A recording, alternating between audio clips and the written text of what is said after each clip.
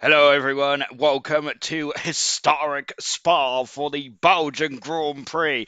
After tonight, will be exactly halfway through the World Championship of ALR Gold, and I think that we've still got so many more twists and turns, haven't we, in this historic season as well of ALR. My goodness me.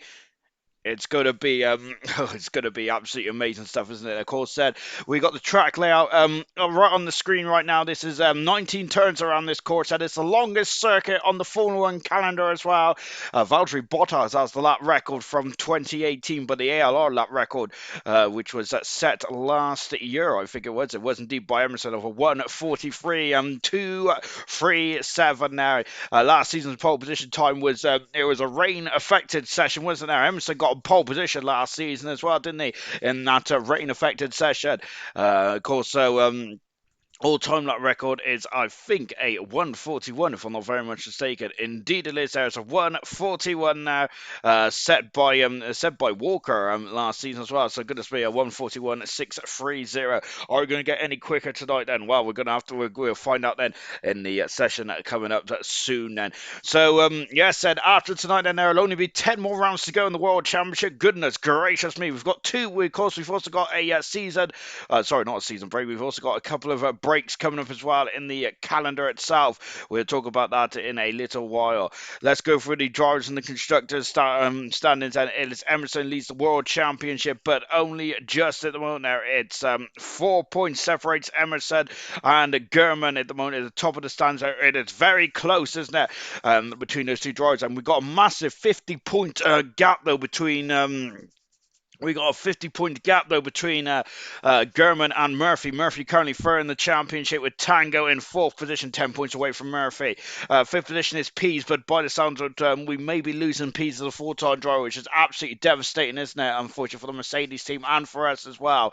We've got Carter Boy in sixth position, 2 points behind Carter Boy's Danger Times. Remember, he won the first Grand Prix of the season, Danger Times has, but it's been famine or feast for Danger Times this tonight, hasn't it? Goodness me, we've got cold rain already. Of course, I didn't even mention about the weather, have I, here in Spa, and it's got its own weather forecast system, hasn't it? We'll talk about that in just a jiffy. Scott in 8th position with Pillars in 9th, and 10th position is Milan. But remember, Pillars, how is he going to bounce back from last weekend where he was leading the Grand Prix right up until the, halfway through the final lap. He spun it, didn't he, in the Mickey Mouse chicane of turn 6 and 7 in the Hungaroring, and that threw away a Grand Prix victory for Pillars. And I think that how is he going to bounce back from that? That is going to be the question that is going to be on my mind, and I think it's going to be on his competitors' minds as well. We have got in the relegation zone, we have got Dynamo Dan, Cowie, and William. William now made his debut here in ALR all those seasons ago. I think it was season 2 of ALR. He made his debut here. He got pole position as well in his first ever qualifying session there for William, but unfortunately, at the moment, he's got no points in the.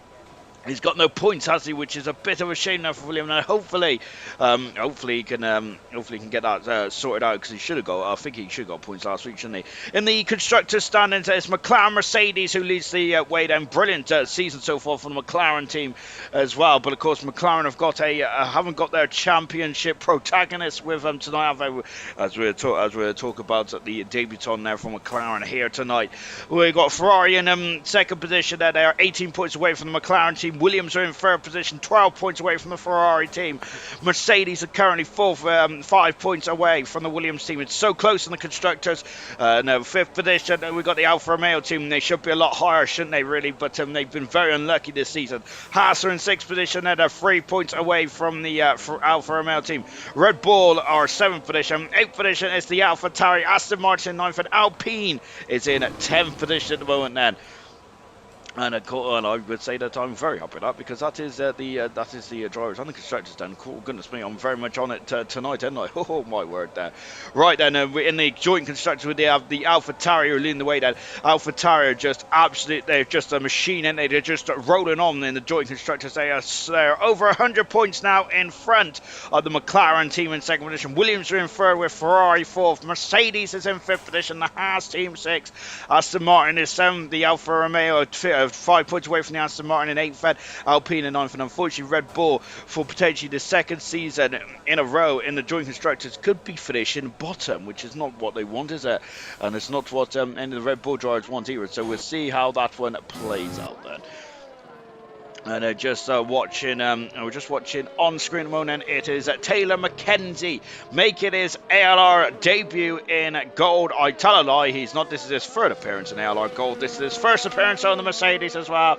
It is light rain out there at the moment. And of course, when you talk about Spa is synonymous with the with weather, isn't it? And of course, we have had, it was rained off this season as well, wasn't it? Of course, so we the Belgian Grand Prix, the actual Belgian Grand Prix, we didn't have any racing at all. Luckily, though, for ALR, we will be seeing, of course, whatever happens, we will be getting a race tonight. And Sofen O is going to start off his lap in the Alpha Tower, and this is 9th Grand Prix start for Sof tonight. He didn't start off as the Alpha Tower driver. He got the full-time seat back at the French Grand Prix of round 6 there, and since then, he's scored 15 points for the Alpha Tower team now. So hopefully he can put a bit more. Hopefully he can put a bit more points on the board as well. Flicking over the crest of the hill of Radion then, and coming up the Kemmel Straight as well. Pillars is just joining us. It looks like he had issues there. So we've got a couple of substitutes tonight, and of course one of them is Nosey, who is, I don't think this is the first race that Nosey's racing since the Bahrain Grand Prix back in season 1. Back in round 1, of course. A Grand Prix winner, Nosey, he won 3 Grand Prix in the category of gold, and all of them came last season as well when he was mounting a championship campaign between himself and Emerson there. But unfortunately, I think Nosey finished 4th in the end, didn't he, in the World Championship, unfortunately, for Nosey. The other substitutes we got in here tonight, we've got Lucas Percy, we've got Siege as well. Great, I'm looking forward to see what Siege could do. We've also got Nunda, who finished 3rd in the Bronze World Championship back in season 2, so it's great to see Nunda back in here, back in ALR. But of course, this is his debut tonight in gold because he's never raced in gold before. So it'll be interesting to see how he fares tonight. And Gunnar saying good luck gold. Then Sloth saying evening. Silent Shifting good evening. Let's go gold. Then of course it's great to see Silent Shifting there. He got his first Grand Prix win in ALR back in bronze last Tuesday. So let's see if hopefully we'll be seeing Silent Shifting racing again this week as he's a reserve at the moment. Vintage saying evening all. We've also got Nigel saying here we go again, and Taylor Mackenzie with yo as well. So great stuff, and keep your comments coming in. And the only parish notices I have to tell you about is we got Ferrari slowing down at Blanchimont. Sloth goes faster at 54.8 so far in this rain affected qualifying session at the moment. The only parish notices I need to tell you about is Jonathan is the only driver with a qualifying ban of any note then, which of course is the qualifying free ban. He got carried over after he did make it through to qualifying free in the Hungarian Grand Prix a week ago. No, everyone else has been very much behaving absolutely splendidly well, haven't they? But here's Milan and flicking past as well. Unfortunately, Milan was involved in an incident late on in the Grand Prix in Hungary there, which cost him some points, and he had a bit of he had a great run, didn't he? Because Emerson and Milan both had qualifying bans in Hungary, and they was very quick in the opening stage of that Grand Prix. Emerson there unfortunately retired from the Grand Prix, and that is Emerson's second DNF in 9 starts this season now. Of course, it didn't too bad there for Emerson there, but he was a bit disappointed by that. It was more of a technical failure on Codemaster's side in Formula 1 rather than actually Emerson himself. William there is in third position at the moment. He is he's done a lap then on a 54.9, and we've got a 56.5 for Taylor Mackenzie. Great stuff indeed. Then we've got a Red Bull just crossing the line as well. I'm looking at the Alfa Romeo there. I think that's Pillars. It is Pillars who's just finishing off his lap. Troy then coming down at Puyong as well. Then we've got Milan. And look at that, the rain's actually going horizontal around the bottom part of the circuit in Stavolo. Goodness gracious me then. So it's a lot heavier than what I thought it was out there. And if it is getting heavier, the times are just going to get slower and slower, which is a person there just getting out of the way. of his competitors there. If the rain is going to get heavier, then that's not going to help any of the. That's going to make the drivers go slower and slower, which means that we could see a shock or two. Then, of course, rain is can potentially be the great equaliser. William is out of qualifying there, and he's gone off at the exit. Stavilo Milan's gone fastest there. He's the qualifying king at the moment there, but William there has gone off in a big way at the exit. Stavilo, he's out of qualifying. William is there, and goodness gracious me, so he's the first victim that has gone into the Armco barrier, and that is a big blow indeed there for William. That is not good at all. So back on board with Emerson then. Of course, with these intermediate conditions there, you may see Emerson, he's invalidated his lap actually, so we're going to ignore Emerson for a minute. You'll see in these conditions there that drivers have probably filled up for a couple of laps or two, because when it's in the rain then, it's not about how, it probably doesn't help to carry too much fuel on board, but of course, it's not as crucial as what it is in the dry. In the dry, you probably only carry 1 or 2 laps, maybe maximum of flying lap fuel. But, of course, in the rain-affected days, it's better to be more confident, isn't it, with what you've got underneath you, what the car can do in these rain-affected sessions as well. As Carboy comes across the line, he goes 4 fastest. It goes 4 fastest. The man who was a runner-up in the World Championship last season. It's been a bit more of a difficult season, but he's really started to get himself back in form, hasn't he, Carboy has. Albeit he didn't start last time out, but listen to this then. Since Canada, he's been on the podium, or he was 3rd, 4th there for Carboy. He's in absolutely splendid form, isn't he? Carboy is great stuff indeed there. No DRS just yet, as Pillars goes fast, I said. So Pillars fast and running. He was on pole position last time out, wasn't he, in the Hungarian Grand Prix, and he was very cruel, wasn't it? The rain seems getting heavier to me. So I'm wondering. So some drivers are going to have to think about going out then, aren't they? Here's Nigel then. Of course, his last Grand Prix win in gold was here in season 3. That was his 7th and final victory in ALR gold. In ALR silver, his latest Grand Prix victory in ALR was actually back in silver this time last season, wasn't it? There for Nigel there, which is his 8th Grand Prix win in total in ALR. The first ever world champion, as Jonathan goes 5th fastest. The first ever world champion in ALR, of course, when he clinched the World Championship at round 17 out of 18 in that season there. Williams' wreckage has been removed from the scene, unfortunately, but that is a big blow indeed. I think that someone has just jumped up a few positions there. Milan! Oh gosh, Aaron Milan is out of qualifying, and that's a very unusual place where it's gone off. Oh my word there. And just on board of Emerson there, Milan has gone off on the outside of Lassource, has he? He has, that's very unusual. He must have spun out the rear tyres. And Milan, who is quite quick at this stage of proceedings, is out of qualifying. Nigel goes 8 fast, I said. We've lost Milan, and we have lost Milan, and now we've lost William as well. Murphy also out of qualifying now. We are aiming to lose the first 5 slowest drivers here tonight then, and so far we've got 3 of them already. Looks like they're pinned, 2 of them have already pinned it into the wall then. Here comes Nunda. This is David's night in gold, and it's not his debut in LR because he has raced in bronze before, hasn't he? And as we already mentioned there, he's a Grand Prix winner in bronze there. He's also one half of the Constructors' World Champions for the Williams team back in Season 2. So he has a lot of credibility behind him, and he is in place for German tonight. Of course, German there, who's 4 points behind Emerson, the World Championship. Emerson there, who...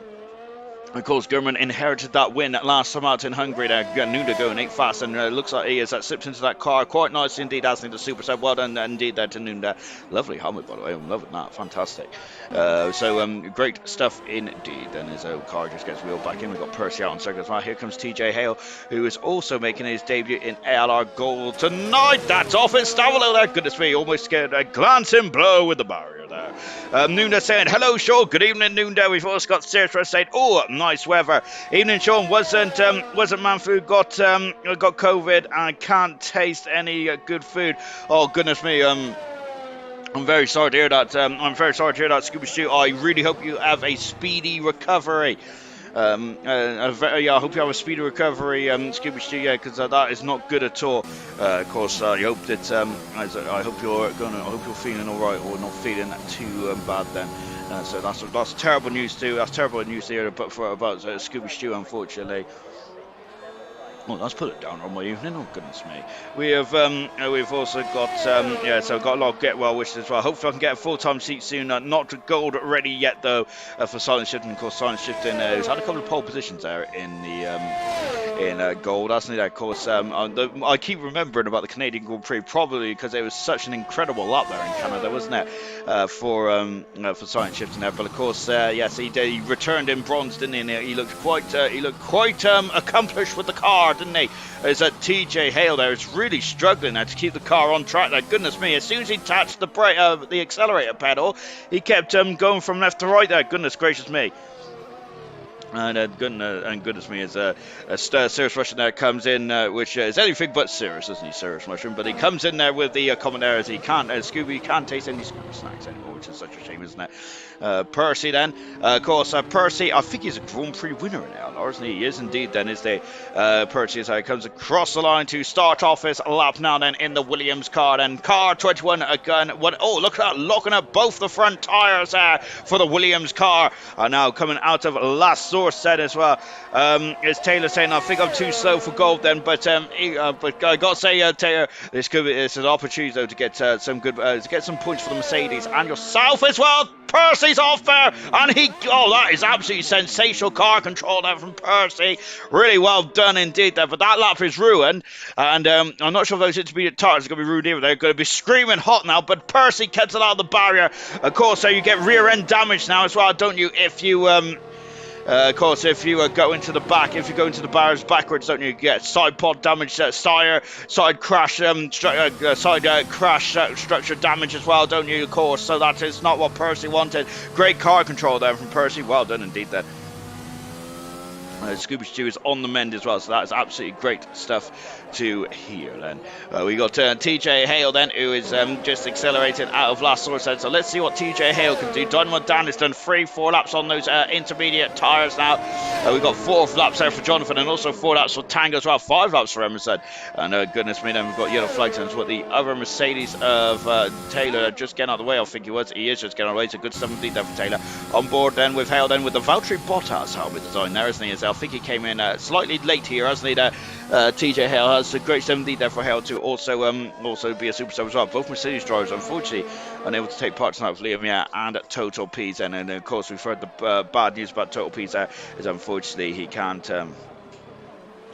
Unfortunately, as Pillars goes fast, not unfortunately that Pillars goes fast, unfortunately P's who may no longer be a part of the ALR Gold there for the foreseeable future. But of course, as he is now starting a new adventure in college, isn't he there? So we wish him all the best in there. Look at the raindrops there, absolutely. I think it's getting heavier, isn't it? I haven't really heard much about the weather, about what it's going to do in the foreseeable future, but I love it.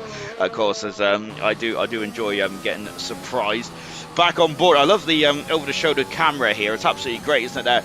As it's just above the driver's head, then just above the halo as well. There, of course, so the halo was introduced in 2018, wasn't it? And of course, at this very facility here, there's Williams Tire there on the circuit still. And of course, at this very venue as well, of course, it potentially saved Charles Leclerc from a major injury as well when there was a huge smash between Alonso and Hulkenberg, I think it was, wasn't it? Where Hulkenberg went to the back of Alonso and a catapulted Alonso over Charles Leclerc's Sauber, didn't it? So quite a scary incident indeed. That TJ Hale out of the final turn, and that's the bus stop chicane. He's had several modifications. The bus stop chicane. Now TJ Hale is 16 fast, and he's currently out qualifying. He knew he's going to find a bit of time there. Percy is on a lap at the moment. Here comes that Nozadag just coming into the Fanya chicane as well. Yellow flag in one. Then is one of them. I think it's Hale just getting out of the way there. So just parking on the inside. That on board with Nosy then is coming into Stavolo now. Before it accelerated away, and let's see what Nose can do then as he comes through Blanchimont as well. Nunes saying surely they can repair side pod damage in qualifying. Jonas, that's a very good point, but I don't think they do they? They probably don't, which is a bit annoying really, because you would see that in the real world of Formula 1, wouldn't you? Pillars goes fast, and again he's really found his groove. Pillars has, hasn't he? Now he's of course, as we already mentioned there, we may be a bit concerned about Pillars' psyche after what happened in the Hungarian Grand Prix just over a week ago. Goodness me! But of course, Pillars is a Grand Prix winner. He's very experienced at this level now, isn't he? Pillars is, of course. course, a multiple Grand Prix winner in silver there, and also a Grand Prix winner in gold as well. I think he's going to bounce back, absolutely no problem at all. Charlie goes third fast, as said. So Scott up in the third, then once again the Alfa Romeo team then are really starting to get into their stride then as we reach the halfway stage of the World Championship. So I think that the McLaren that are leading the Constructors Championship then might be a bit concerned by the Alfa Romeo team, albeit they are. Alfa Romeo are 59 points away, but those 59 points can really disappear quite quickly. And McLaren haven't got their team leader today, have they, of German? And of course, I hope Nigel don't mind me calling him German team leader at the moment. But of course, German hasn't. But of course, German is 4 points away from the World Championship leader. Whilst Nigel is languishing in the midfield at this moment in time. Here comes Gamer. Gamer near the bottom part of the World Championship, and as he accelerates out there, Gamer does then, and look at that, he's getting a bit squirrely there in the Aston Martin. He goes 13 fastest. That should see him through at the moment. As we said, we're losing the bottom 5 drivers. Nosey has just dropped behind Mackenzie, because Mackenzie has now been 16 fastest. Mackenzie saying he's too slow for gold. Too slow for gold. Then goodness me, poppycock there, as he is faster than one of the top drivers of ALR in ALR history there. Of course, Nosey, 3-time Grand Prix winner, and he's driving the Alpine car tonight then, as he's super subbing for Mr. Elite. Then of course Siege is also in 7th position. We haven't seen much of Siege, have we, there? As the checker flag has fallen, and TJ Hale is out of qualifying. What about Dynamo Dan? Dynamo Dan I think might be out of qualifying as well here, so that is not good there for Dynamo Dan. Across the line there comes Knowlesy. Is he through? He is through into qualifying too. Good stuff indeed there for Knowlesy. Great stuff then on his return to action here tonight. He hasn't raced in the LR since round 1 then, so it's been 8 rounds then between, so I wonder how much ring rest there Knowles is going to have. And at the moment Mackenzie is out of qualifying. We're going to lose 6 drivers in there, so Mackenzie can improve his time there, but we're on board now with Mackenzie as we come down into Puyong as well, and use it. Oh gosh, that's too much curb there. We fouled it there, and he's rolling off, and of course that used to be a big old gravel trap back in the day, didn't it, as he parked out. Oh, did he hit the wall then? It might have been a glancing blow then, so nothing too worrying for the Mercedes team. Unfortunately, what is worrying though is that Mackenzie out of qualifying, both Mercedes and in the bottom 5 cars, and that is such a shame indeed, isn't it? There, as so Mackenzie is out qualified. So we've lost Murphy in this qualifying session. We've lost Hale. We've lost Dynamo Dan, Mackenzie and William then all out of qualifying, along with Milan as well. Milan and William have gone into the barrier there, which is such a shame indeed. And both Red Bulls, both Mercedes out, and a Haas and a Williams out as well, as we finish off qualifying 1 then, and accelerating into qualifying 2 in just a few moments. And so we end this session there with his Pillars, and who's fast at the moment now. He's got quite a nice buffer from Tango in 2nd position there, and 3rd is Scott. Emerson, the defending champion, is down in 4th position. Mona Siege doing a great job on his debut for gold. Looking very strong indeed, Siege, isn't he? Because I think he's racing silver before, hasn't he, Siege, and bronze as well. So this is his first appearance in gold, and he's looking very strong indeed. And it's into the pits. Here comes Mackenzie. He is out of qualifying, but don't worry, Mackenzie fans. We'll see him. Don't worry about that, Mackenzie fans. We'll see him back in action for the Grand Prix. And of course, the Grand Prix is later on tonight. Of course, Troy, who is out on the circuit in the Ferrari, 6/10 of a second up. Troy is then. The rain is, I think, is increasing intensity very steadily indeed there for here in Belgium. Troy goes into a 5th fast. Troy's having a bit of is not scored a point. I don't like saying this, but I'm going to say it anyway. Troy has not scored a point since the Spanish Grand Prix. Had 2 points in Bahrain, 12 points in Spain, but he hasn't scored since Spain, has he there? So that is quite a number of races ago for Troy. And unfortunately, he also had a 5-point deduction there. Of course, you get 5-point deduction there if you pit and quit there. In multiple Grand Prix, unfortunately. Just to quickly remind you who's out of qualifying. Murphy out of qualifying, as it looks like that he wasn't able to find his Red Bull there. He's down in 20th position. 19th position is at TJ Hale. 18th position Dynamo Dan, Mackenzie in 17th, William in 16th, and Milan in 15th spot there. Unfortunately for Milan, then he's got 3 pole positions this season for Milan, then, but he's not going to be able to add to his account tonight, then, is he? And that may allow Pillars, who's the quickest driver in qualifying 1, then, to perhaps join level on him then with 3 pole positions this season. Pillars has 2 so far, with Emerson on pole, has had pole position, and so is Jonathan as well. We've had a lot of different pole sitters this season. Been very interesting indeed, isn't it there? So good stuff then. Into qualifying 2, I'm 10 seconds in front of everyone, but it looks at qualifying 2. The rain is still steady, isn't it? It looks like there's not changed. The weather conditions haven't changed too much. There's still a very greasy surface out there tonight, but there's no puddles, and so no need for the wet tires and for the foreseeable. Well, for now anyway, as we are just waiting for the first car to come out of the pits.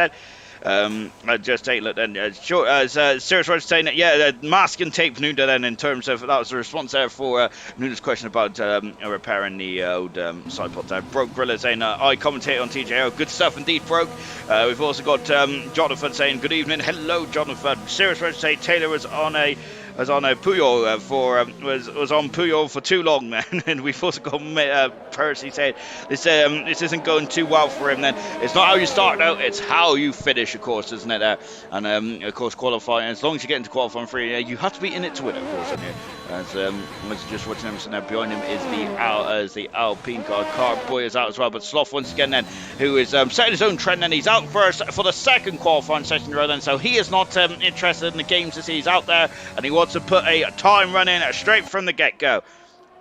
Carboy saying that Pillars is rapid. Then Taylor saying I was using a dry setup there. So I think that I'm wondering then if Mackenzie is thinking more about the race itself. Then of course, because it's raining qualifying too. Then this rules out having to start on the whatever tire you set your fastest time on in qualifying 2.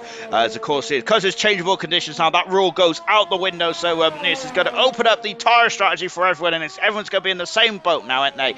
So of course you can choose the soft, the medium, or the hard compound tire to start the Grand Prix on now. And of course, it's 22 laps around here. Tyre wear, I don't think it's the highest. It's the highest, is it really? So I'm wondering if it'll probably be a 1 stopper around here as well.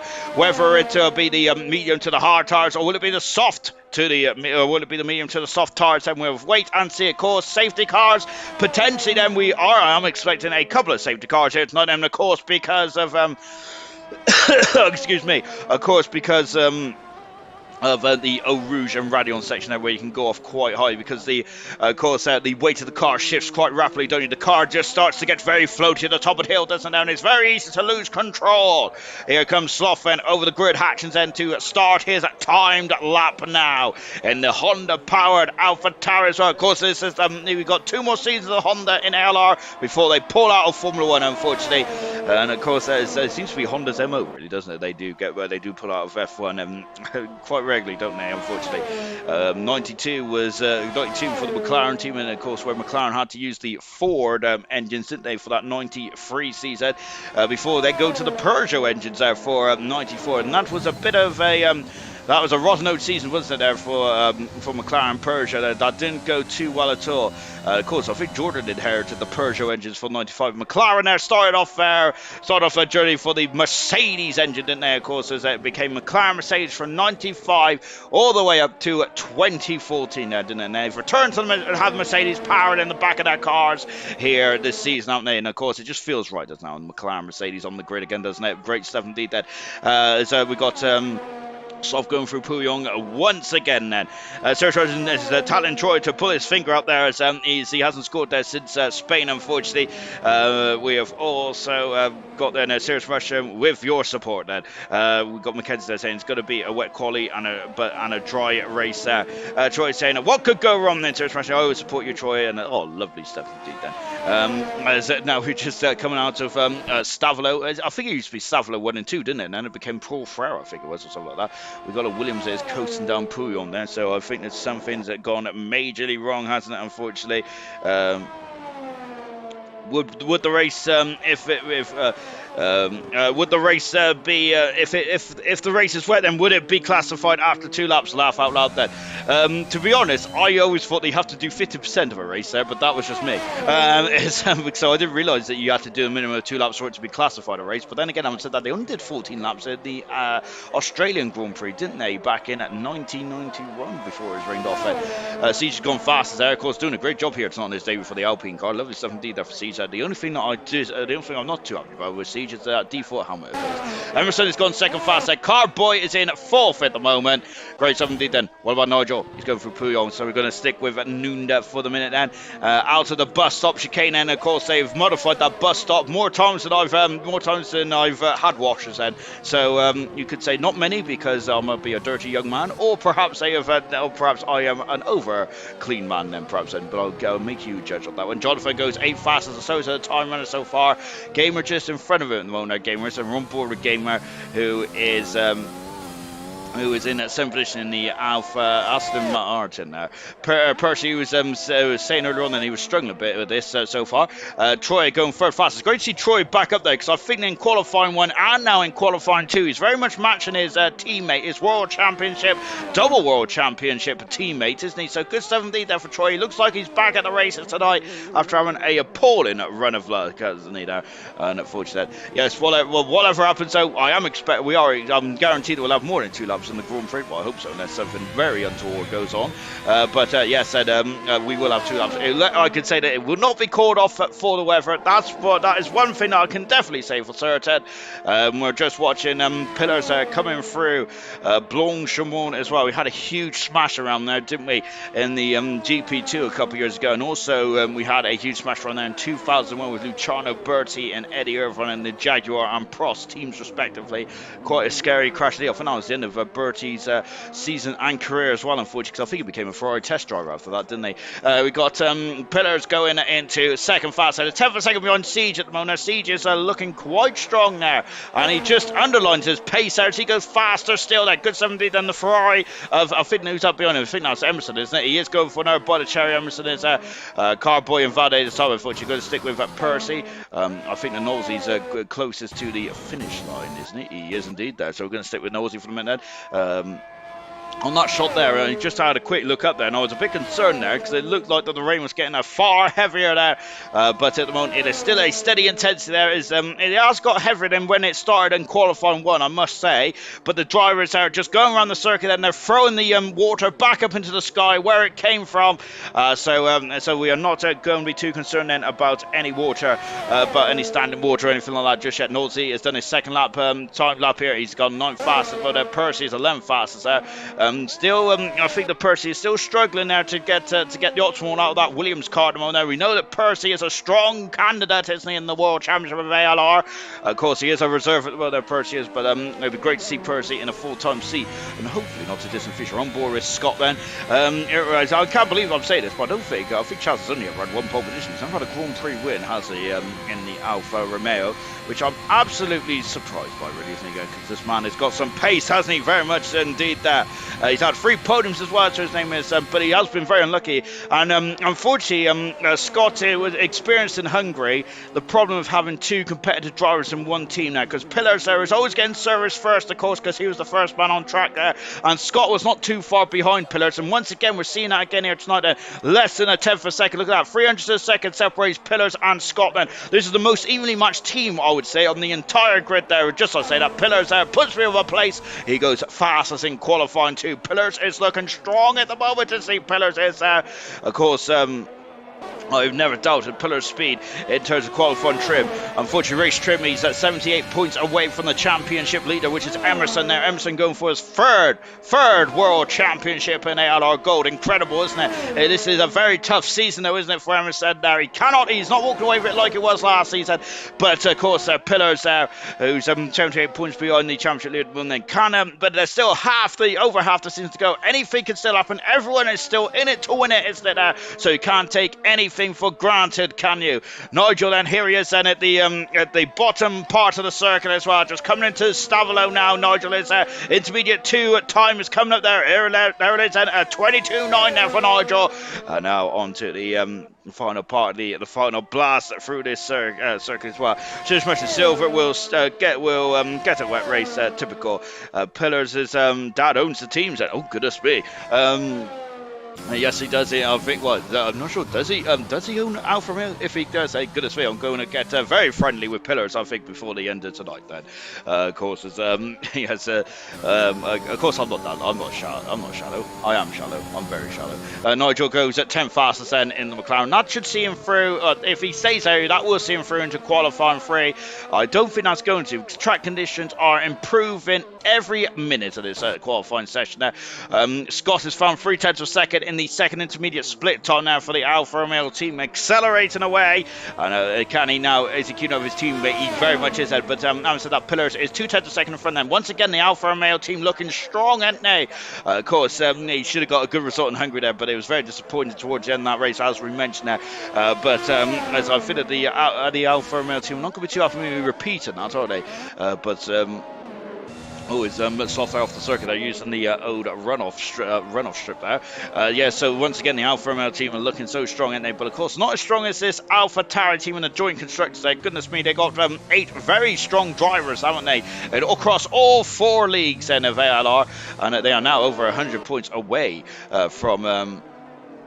Over 100 points away from the second place car in the joint constructors as well. It's really impressive stuff indeed. I think the highest total in a Grand Prix week for the Alpha Tauri is 92 points. That is ridiculous, isn't it? Tango goes 5th fastest there.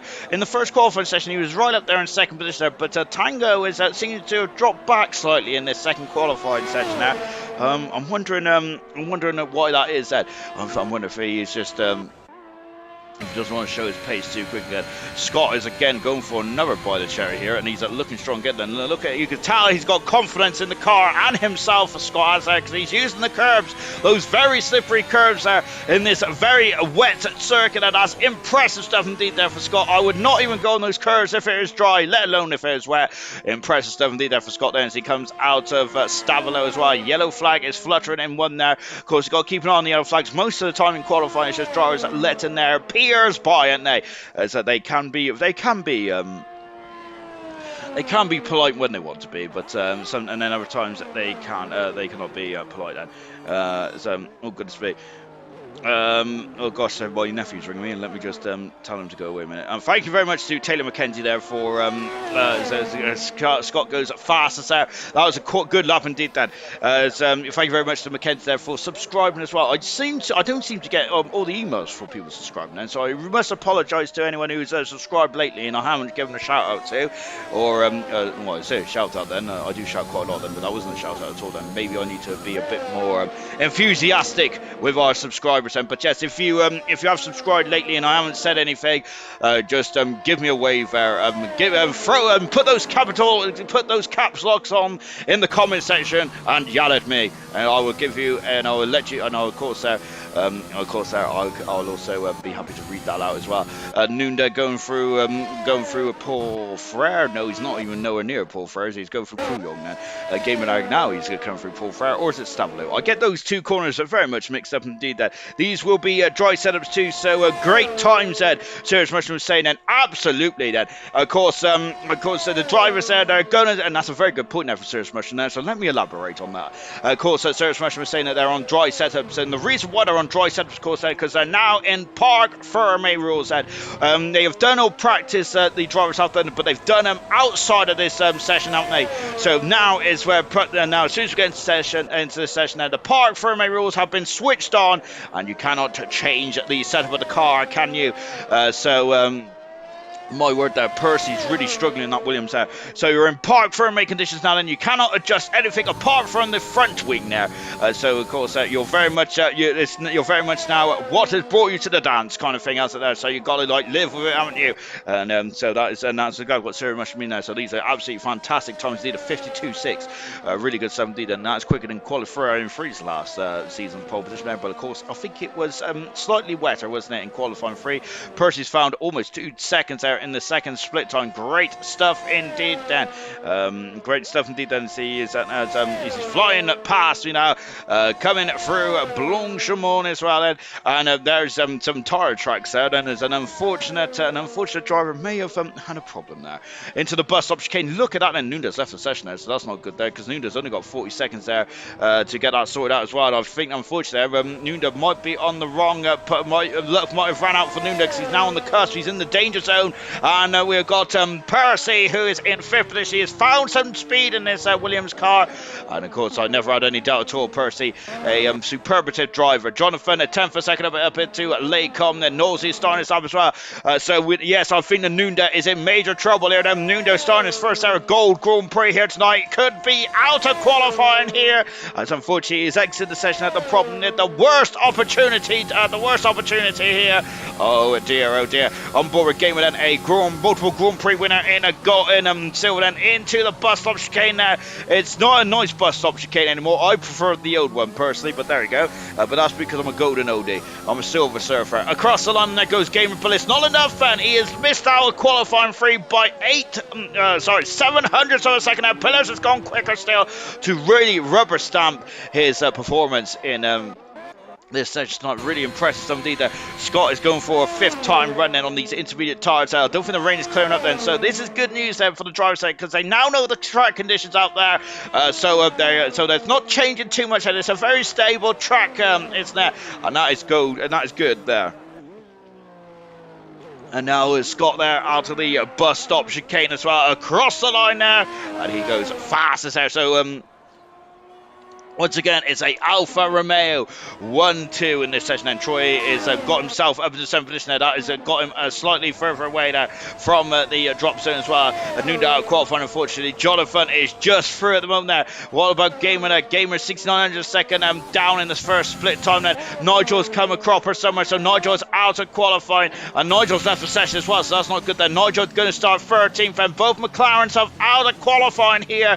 Oh dear, that is such a shame then, isn't it, for Nigel and for Nunda. But Nunda qualifies his teammate Knowlesy goes to land fastest, but it's not enough, and he is also out qualified. Knowlesy will start 11th and on the grid then for the Belgian Grand Prix later on tonight in car 34. Well, and Gamer there is 2 tenths a second up in the second split. So I thought he had a problem there, but is that enough? That's enough then. But so Gamer could potentially knock out Jonathan here. Remember, if Jonathan don't get into qualifying free tonight, he'll have that ban. Qualifying free ban will be carried over to the Dutch Grand Prix in a week's time then, which is where we're going next in Zandvoort. I'm looking forward to that one. I love Zandvoort. It's really good. We had a great race in the ALR last season there. So the races are still coming through thick and fast, and there are some really good tracks there. What about Gamer though? He is through into qualifying free. Jonathan is out of qualifying. Gamer has got through a very good final up there, and just like Troy, Gamer is also looking very is looking in there like swimwear tonight. Great stuff indeed there for Gamer. Absolutely brilliant. Nudo was 2 tenths a second up before disconnecting, so he's not a happy chappy there. Not bus stop anymore. It's a not bus stop anymore. It's a full stop. It's not a very good quarter at all, is it? There, look, it's well, not very good. It's not a very good chicane anymore. So I'm not a big old fan of that, unfortunately. But there we go. Anyway, one day I will quit my complaining. But for now, I am going to very much carry on complaining. Of course, I'm talking about the pit entry. Then it's a very narrow pit in here and pit out as well, as you could potentially skate into the pit wall. Of course, unfortunately, Farf has gone to the pit wall, hasn't he, in the Australian Grand Prix a few seasons ago. Also, Welsh Manola did the same thing in Spain as well, but luckily, I don't think she's racing tomorrow. Then, as she's missing the race, and as I think she's got a Valetta, I don't know. I think it might be Taco Evening or something like that, or Favelas. I'm not even sure what that is. Nigel out qualifying then. Noon out qualifying. He was 2 tenths second up before disconnected. Knowlesy back in action, and I think that's a good time now for Knowlesy now being back in action after 8 races out there. Jonathan out of qualifying, and he'll be starting 11th on the grid then, as we're now getting through into, we're now at full steam ahead then. Q3 to serve again, Jonathan is there, so he's not a happy chap about that, as his teammate was the driver that knocked him out there, wasn't he? Jonathan over 10th for a second away down. Troy through in the qualifying free. It's great to see the 2 Ferraris there very much in the thick of things as well. Talking of Ferrari drivers, we've got Gordo saying hello and a good luck gold. And of course, Gordo driving in the Ferrari for the silver tomorrow night then. Right then, we're into qualifying 3. Let me get rid of all these notifications then, and we'll be away then. All right, good stuff, Ben. Still raining then. It's been a very miserable qualifying session here tonight, hasn't it? But well, the weather may have been miserable, but we have absolutely really enjoyed this one as well. If any of the admins are watching, could someone give Nigel a invite, please, so he can get himself back in the session?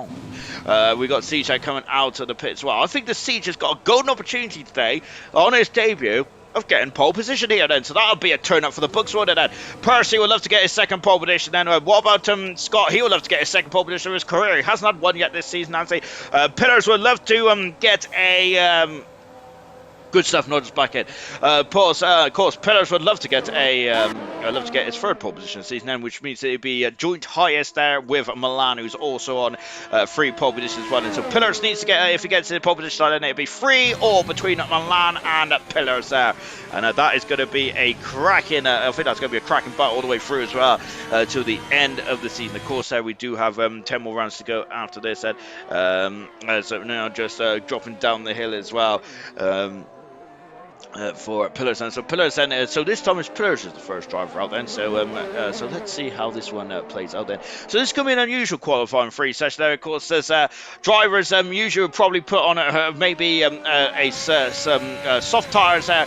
They may hopefully, of course, they only have 4 sets of intermediate tires, don't they?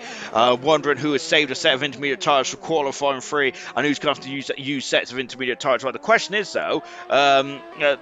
though, really is that going to be a detrimental effect in this qualifying session? I'm not too sure. Of course, when it's a raining qualifying now, it's very different, isn't it? The usual, usually though, in terms of dry qualifying session, they throw on a set of soft tires. They have 2 runs, don't they? They probably use a used set of soft tires first, then a brand new sticker set of soft tires, and it will be the new tires don't have stickers anymore, do they? Of course, so they used to have stickers on them, didn't they? Back in the 97 championship. 97 before, didn't they? Of course, of course, you could tell that the tires new because they had stickers on them, didn't they? Yellow flag in 3 as there's a bit of a backlog there. It's Emerson there. It's really holding him up there as he's backing off into the bus stop chicane now to make sure that he avoids any other dirty air. Then here's Pillars at the moment. Now him and his teammate Scott have been creaming the crop, haven't they, in this qualifying session here tonight? The Alfa Romeo team have an absolutely sensational form. They really have indeed. Then, and I gotta say, it'll be a very brave man to bet against any of the white and burgundy red Alfa Romeo team, because they are looking at strong, aren't they? This stage. So here comes Pillars dropping down the hill now into turn 8. Scott is back in the pits there, so that's what's going on with Scott then. That is not good then, because up until this point then, I think that Scott also has saved a set of intermediate tires. He's done a lot of laps, hasn't he, on the same set of intermediate tires there. So Scott is in some major peril here at this stage of proceedings, and hopefully they can fix whatever problem he's got. And get him back out there, because of course I think that Scott is going to be, I think that if nothing untoward happens in the Alfa Romeo team, of course they got to get the job done, but I think that the Alfa Romeo team is going to be 1-2 here tonight in qualifying. Pillars are coming into Stavolo now, into the second split time. It's 22 9 and 199, and look at how much spray there from the side pod there and the barge board then, now into Blanc-Chaumont then as well. Of course, for Verstappen had an incredible overtake there back in 2015, didn't he? And now comes Pillars, and now let's see what he's going to do on the timing screen as well. Then out of the final turn then, and let's see there what Pillars can do. Then he crosses the start finish. Well, he crosses the finish line. He's on fastest so far. That is pole position as well there. What about Siege then? Siege has 22.5 in the second sector. That's 4 tenths of a second down. He's also lost a lot more time in the final sector there for Siege. He is second fastest at the moment now. Percy is starting his lap. Then we've got the Ferrari of Emerson there coming across the line. Emerson is third fastest there. Emerson's the slowest of the time runner so far. Carboy is up in the third fastest there. What about Sloth then? Sloth coming across the line as well. Sloth is now displaced his teammate in the third. Then Troy coming across the line. Troy's had a great lap in cars out here, the Ferrari. He is now in third position. Gamer across the line, 7 fast at the moment. There's I think it's the Haas car behind him. Tango goes second fast there, and he is a whisker behind Pillars there. He had a bit, he was went a bit under the script slipped in the under the radar in qualifying 2, but he's back in there now as he's on pole. No, he isn't. He's on the front row of qualifying at the moment there. Great 7D there. It's also good to see Siege there as well. Look at the time difference there. It is about half a second there between Tango and Siege. The front 2 are in a league of 1 at the moment. Fantastic stuff indeed from the front 2. What about Pillars? He's 6/10 of a second down there, so it looks like he's having to cool off that there, and it also and that Siege! Oh, he's in the wall there. He's gone off it. Pouillon there, and Siege is trying to recover back onto the circuit there, but he has damaged the end player of the Alpine car, and that is not good at all, is it? Oh dear, oh dear. Emerson there is he going for it again? He is going for it again. Emerson is here. We're on board now with Emerson. I think everyone else is on a cool down lap, or Emerson's the first driver there. Look, he had to stop over there. I've also almost swallowed my tongue as well, but Emerson now on a bit of a nightmare. Run through the Fania chicane, and he's 4/10 of a second off Emerson is there, so I think that is this lap done now. Lovely helmet design as well from Emerson. They're just watching a car boy. There he is, and he's a close-head. Nunda saying, "Give me some birthday. Let's say happy birthday, Nunda." Good stuff indeed there, Nunda. On his birthday, he has decided to race in ALR Gold, make his debut on that. So that is absolutely great, cracking stuff indeed. And happy birthday to you, Nunda. And yes, we wish you all the very best in this Grand Prix here tonight. And Emerson down in 7th position. Well, there his teammate Troy is looking very strong indeed. It's great to see Troy back in the action. Of course, the last time we said Troy this far was at the Spanish Grand Prix. Look how narrow he's going into the pit lane now. You've got to be very careful. Of course, you've got to be very careful there, as you don't want to cause yourself any damage there, of course, to the side pods. And Tango is gone pole position there. He's found a 10th of a second, and look at that, it's less than half a 10th of a second between himself and Pillars, and he's gone for that second run then. Oh my goodness gracious me then. I was looking at Gamer there. I think he had a cooldown up before going for it again, but Tango is on pole position then for the Belgian Grand Prix. I don't think Tango's ever had a pole position as in his ALR career. Let me just no, he hasn't. So Tango has never had a pole position in his 33 race start so far. Tango has never had pole position there, but goodness me, he is on pole at the moment now. Gamer's backed off and he's invalidated his time, unfortunately. Wow, incredible time indeed there. Absolutely great stuff, man. Need some luck. Thinking I'm not on a downward spiral when it comes to the race. Unfortunately, Jonathan is not feeling too happy or too confident with the car at the moment. There, Jonathan is there, but these are the races where and that is not good then, because these are the races where you kind of need a lot of confidence in your car, don't you? Here, but of course this is a driver's circuit, isn't it? And Jonathan is very much a driver, isn't he? So his skill will be coming to the forefront. I have no doubt about that here tonight. Serge was saying happy birthday, Noonda as well. Great stuff indeed. Noonda saying go Tango. The only Haas remaining. And Serge was saying Tango's helmet looks like the 90s Puma tracksuit. You know what? That is absolutely spot on there. I'm not sure. There used to be a I can't remember what it's called now. There used to be a sitcom on BBC One. Oh, it's really going to bug me now. It's the bloke out of Red Dwarf, and they used to be. I think it was like a a exercise and fitness kind of centre. I can't remember what it's called, though. That's not good. But yeah, it's that helmet actually reminds me of that programme. That's absolutely good stuff indeed there. Scott out on track as well then. So whatever happened earlier on then, they have got the car sorted and he's back out as well. The rain is still at a steady intensity here. Emerson in the background on an outlap as well. I think Gamer is now going for another body cherry. Gamer is not changing intermediate tires, so he doesn't want those fresh intermediate tires. He is happy out there. So here comes Scott in, and I think that Scott has a lot of well, he has at least 2 sets of fresh intermediate tires, and he ain't going to be able to use both of them, though, is he? Because we're less than 3 minutes to go in this qualifying session. Yes, thank you, Vintage, the Britas Empire. That's it. I'm glad that someone's on my wavelength. Yeah, that helmet reminds me of their tracksuits for some reason.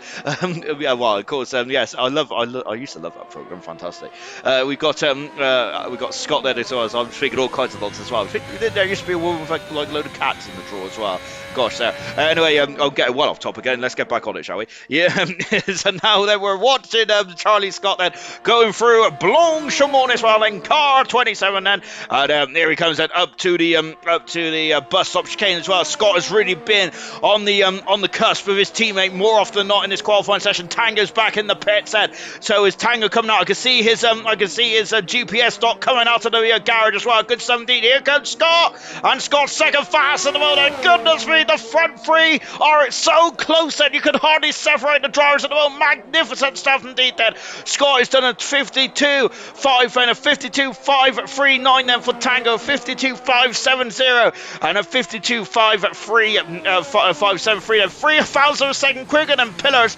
Oh, that is ridiculously close, isn't it? Goodness gracious me. Oh, Percy's got off at the top of the hill then at Lake Com, then he has got over the grass there, and he has ruined that lap, as the unfortunately gained 4/10 of a second down as well. He's really struggling to match his previous best set. Here comes Pillars, and he is now coming out of Puyong as well. Incredible stuff. Dropping down the hill then before coming up into the Fania chicane.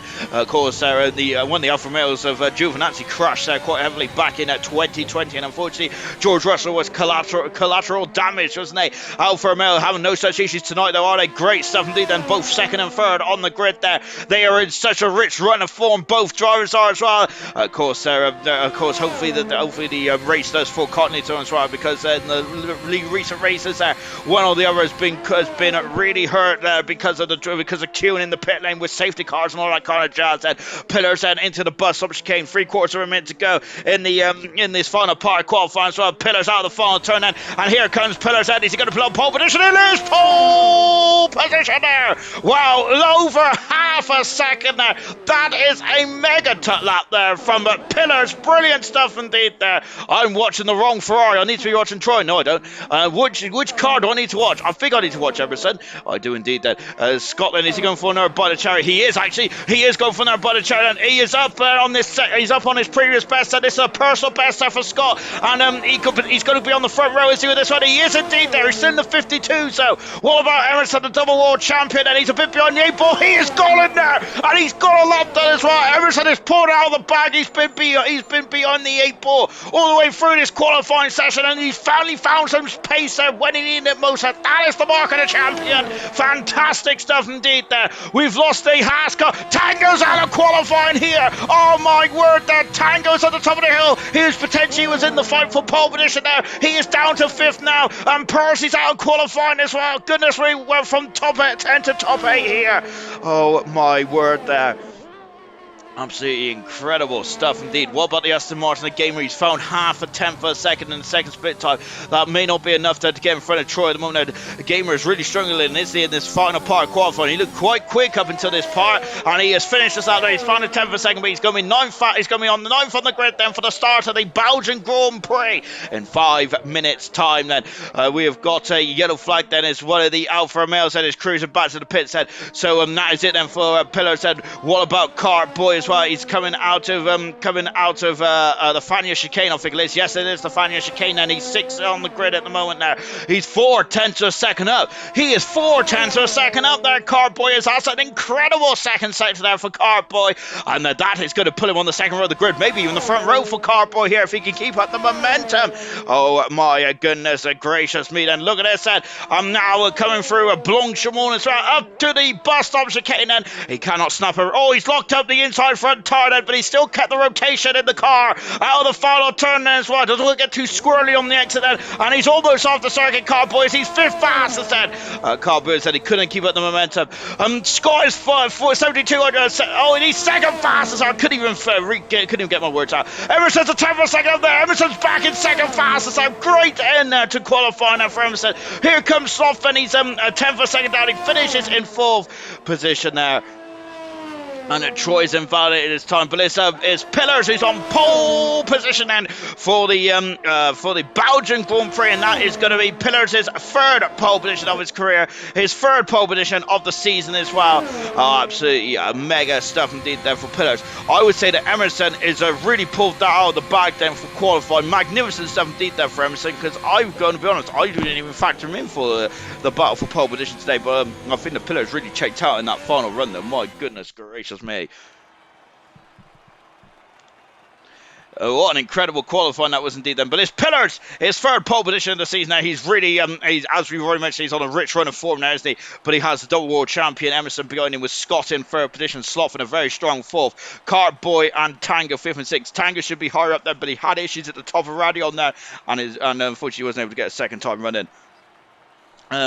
Seventh edition is Siege and on stage doing a great job. Then Troy eighth. Then ninth edition is Gamer. Then he really struggled in that final part of qualifying. And Percy, I've just seen a comment there saying hit the wall on my outlap and lost my wing net as we seen him go skating across at the top of the hill at Lake Com, and that might have been oh goodness me then. So that is such a shame then.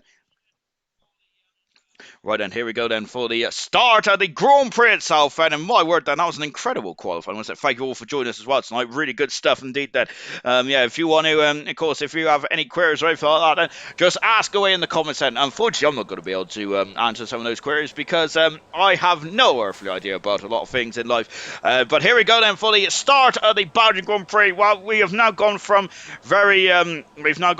what's been quite dull and miserable track conditions and a day to an absolutely splendid day out there. Goodness me, I think it's time to put my shorts on as well here in Spa. Then, right then, 20 cars then around this circuit and this historic circuit. And of course, as the corner names just roll off the tongue, don't they? La Source, Lake Com, there, Blanchemont, Pouillon, the Fania chicane, Stavelo, Paul Frere. Goodness me, we can go on, and of course also the corner with no name, which I think is actually called the Jackie X turn, but I think the only person who calls it the Jackie X turn is actually Jerome D'Ambrosio.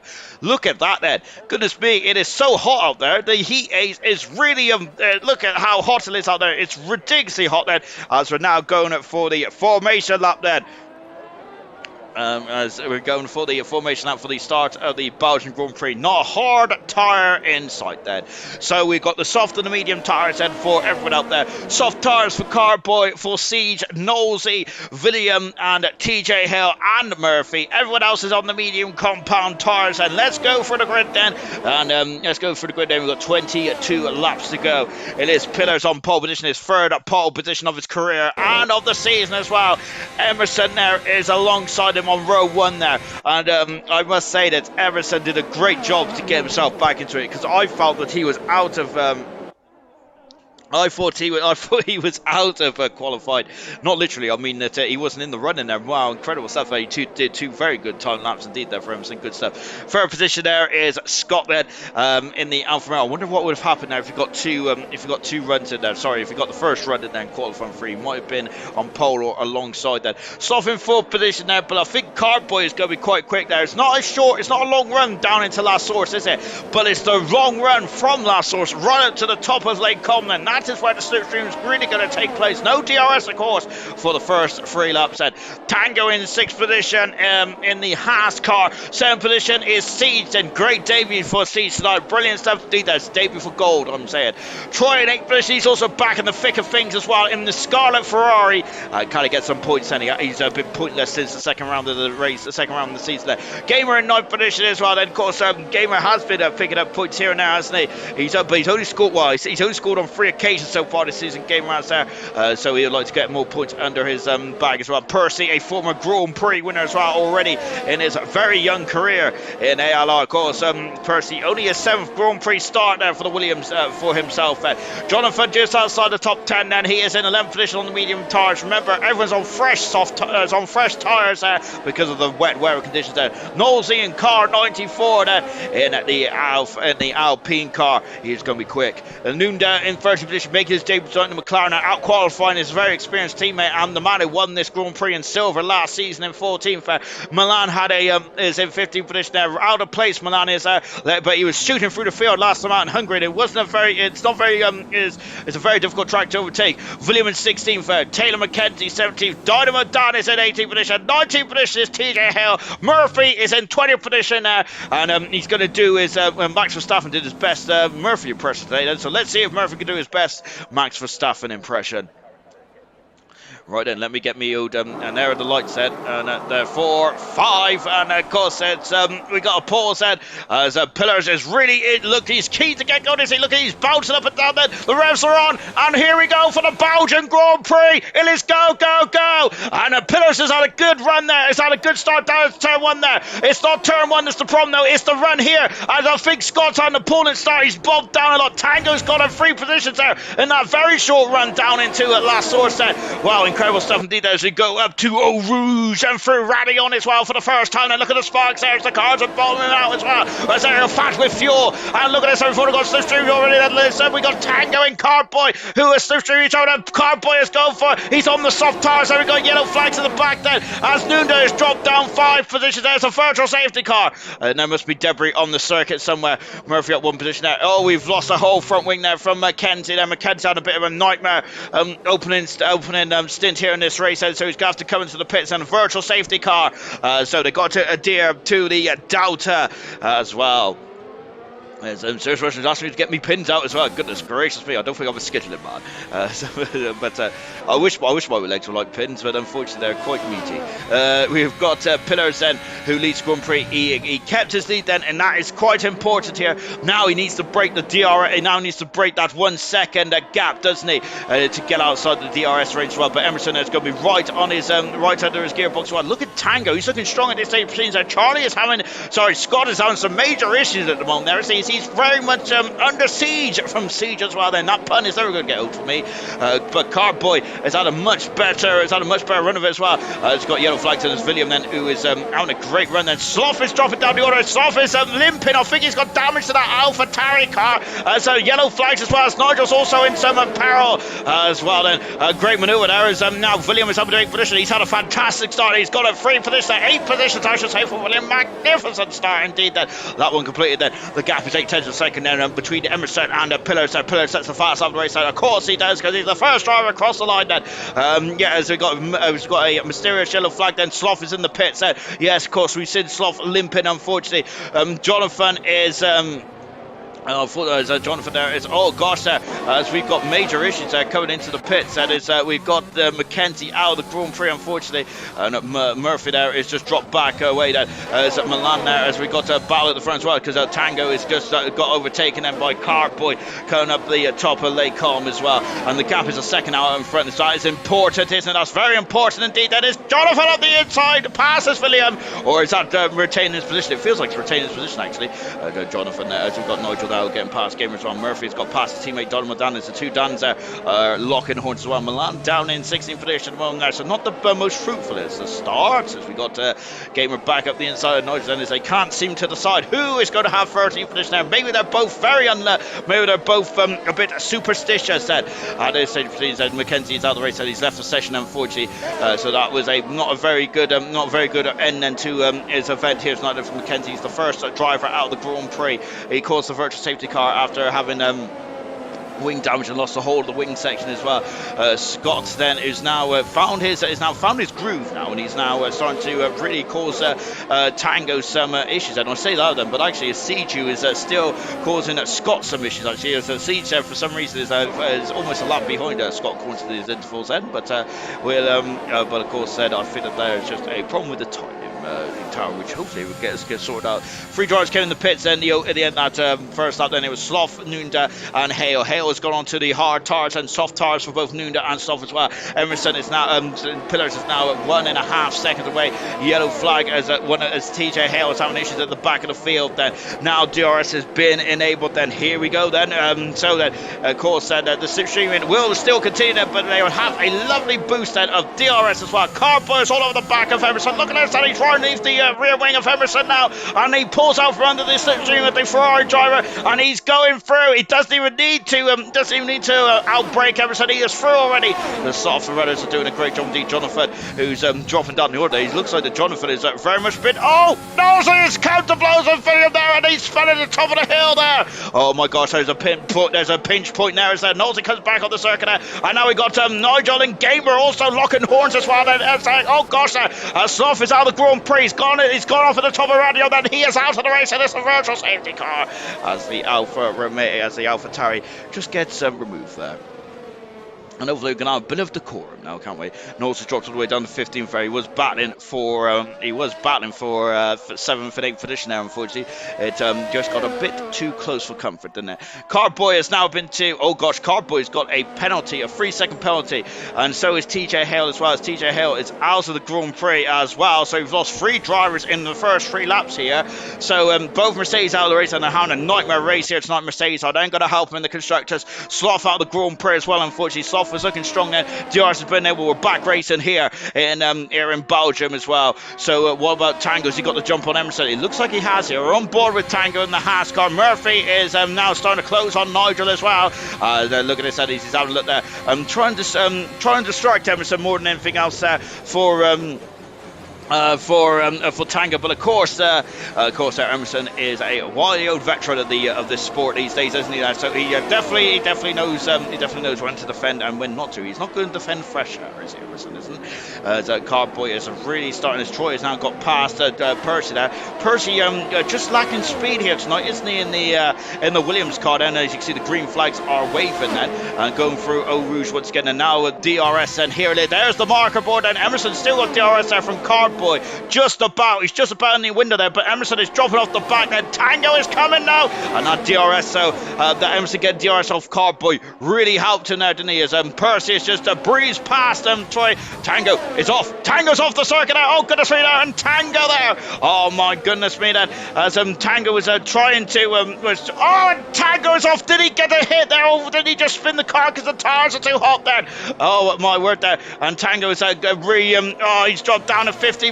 Tango is looking very much in this race tonight, but that is not good at all for Tango, and he's dropped all the way down to the back of the field there.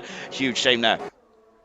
The other Haas has got the same issue then. Goodness me, both Haases in almost within always in a couple of minutes of each other have come a cropper there. And that is not good at all, is it? So Milan, there's tires are going to be screaming hot as well. Yellow flags are still flushing out in sector 2 then. I think there must be a bit of debris at the top of Lake Com then, and where Tango unfortunately went off. I didn't see any damage though on Tango's car. Just watching Murphy at the moment then, as he is he is on the ascending, trying to get past Nigel here, as Nigel's gone very wide then, and that is Murphy doesn't need a second invitation, does he? Oh goodness me, he's got on the outside of it, through Blonchemont here. Wow, my goodness me, you need trust in the other driver, and he's staying on the outside as well. Murphy is through, but he's off the track then. Nigel's off the track as well. Oh my goodness me, and Nigel's lost out then to both Knowlesy and Murphy, and Murphy is through and up into 11th position there. I was a bit worried that Murphy might have to get the position back then because he was slightly off the circuit then, but it looks like he is all fine and dandy, isn't he there?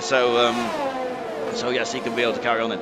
Now it's Scott's turn then to really cause Emerson some issues. And Emerson's out the DRS zone now as well. And look at this, as Emerson in the Ferrari is being swapped then as we cut out to the top of the hill. Then there's yellow flags up here for some reason. Is that Scott has got the move done before the yellow flags, I believe, and so we're not sure what those. Well, they've disappeared now, and they they come back out again. So I'm not sure what the yellow flags are for, but hopefully they will go away in the not too distant future. Because of course that is one of the one of the most crucial parts of the track for overtaking on the course, isn't it? Knowlesy, who is now, we've got a Haas off again, and Tango's in. Oh, he's lost the whole of the wing section. So another virtual safety car here, and it's really it's breaking up the groove of this race so far, isn't it? But luckily no safety cars just yet here in goal tonight, is there? But unfortunately Tango is going to be absolutely he's going to be very much down on his luck now, isn't he? That is such a shame now for the Haas team. It really is indeed there. Oh, well, my goodness me. On board now with Murphy then. So he's, of course, Verstappen went from 20th to 2nd today. Can Murphy max that or even better that potentially? Well, of course, Verstappen did his best Murphy impression, didn't he, earlier on there? Good stuff indeed. That just watching Murphy at the moment. He is, of course, got to Tier 2 a Delta here. We're on lap 5. Is it Turriot's coming to the pits then to throw maybe the medium tires and for the soft runners there? I think just I say that Cardboy has come into the pits at 80 kilometers an hour then in the pit window then. Going opportunity, of course, there when you're in the pits, you do not have to adhere to the virtual safety car Delta at all. And this is, of course, you gain that race time, don't you, by doing this. And so Cardboy, he feels it's a no-brainer, so he's coming into the pits and he's thrown on the medium tires. Cardboy is there. That's quite a big ass though to get those medium tires to the end from there. We are expecting a one-stopper around here though, so he's going to have to extend that. Nigel's in the pits then. Nigel's in the pits at the virtual safety car style, and look at that, Cardboy is just squeezing between Knowlesy and And Dan Murphy there, Nigel there, just getting a new wing there, and also getting some new tires. While Tango has managed to get back to the pits now. Cardboy then has got new tires, and he's already trying to slip through Murphy. Goodness me, we've got 3-4 cars here. Get the time through the up the Camel Straight, then at the top of the hill, and they come. And Murphy there defending, but Cardboy's on the outside. Magnificent stuff there for Cardboy. Oh goodness me, that was a great manoeuvre there. Wow, Cardboy really good stuff indeed. And look, Nosey's also on the ascendancy as well. Murphy pulls over to our for the Red Bull car. I'm not sure, but Nosey is thrown up into the 11th position there. I think that I'm wondering. I hope my friend got damaged there. I don't think he did that because it was the size of the touch that I think he should be okay. Murphy isn't there. I think he must have missed the gear shift or something. Just going down into Puyong as well, and Cardboy on fresh medium tires, of course. So he's the only driver then, I think, to have a pit stop where without having to change his front nose cone there. So Tango now on the hard tires for the remainder of the Grand Prix. Tango is out. Is very much Tango is hoping for a safety car or something. And the same with both McLaren drivers as well. They're on a nightmare race as well. McLaren are leading the Constructors' Championship, but Nigel's got a 3-second penalty. But will they be leading it by the end of this race? Then I hear you ask that at the moment. Yes, they will then, because well, actually, would they? I don't think they would, because I think actually Ferrari would be a point in front then, with Emerson on 15 and Troy on 4. So at the moment, Ferrari are leading the Constructors' Championship. So if they stay as they are, then so I think that is surely what Ferrari's aiming to start with. McLaren having a bit of a nightmare Grand Prix here. Charlie Scott is now in second position. Then he is 8/10 of second behind his teammates. The two Alfa Romeos then are now starting to go into combat, aren't they? Emerson is not too far beyond at the moment there, but I think Emerson might be concerned by Siege and William, who is having an outstanding Grand Prix, isn't he, William? So he wasn't feeling too confident at the beginning of this race then, but he is having a brilliant drive indeed then.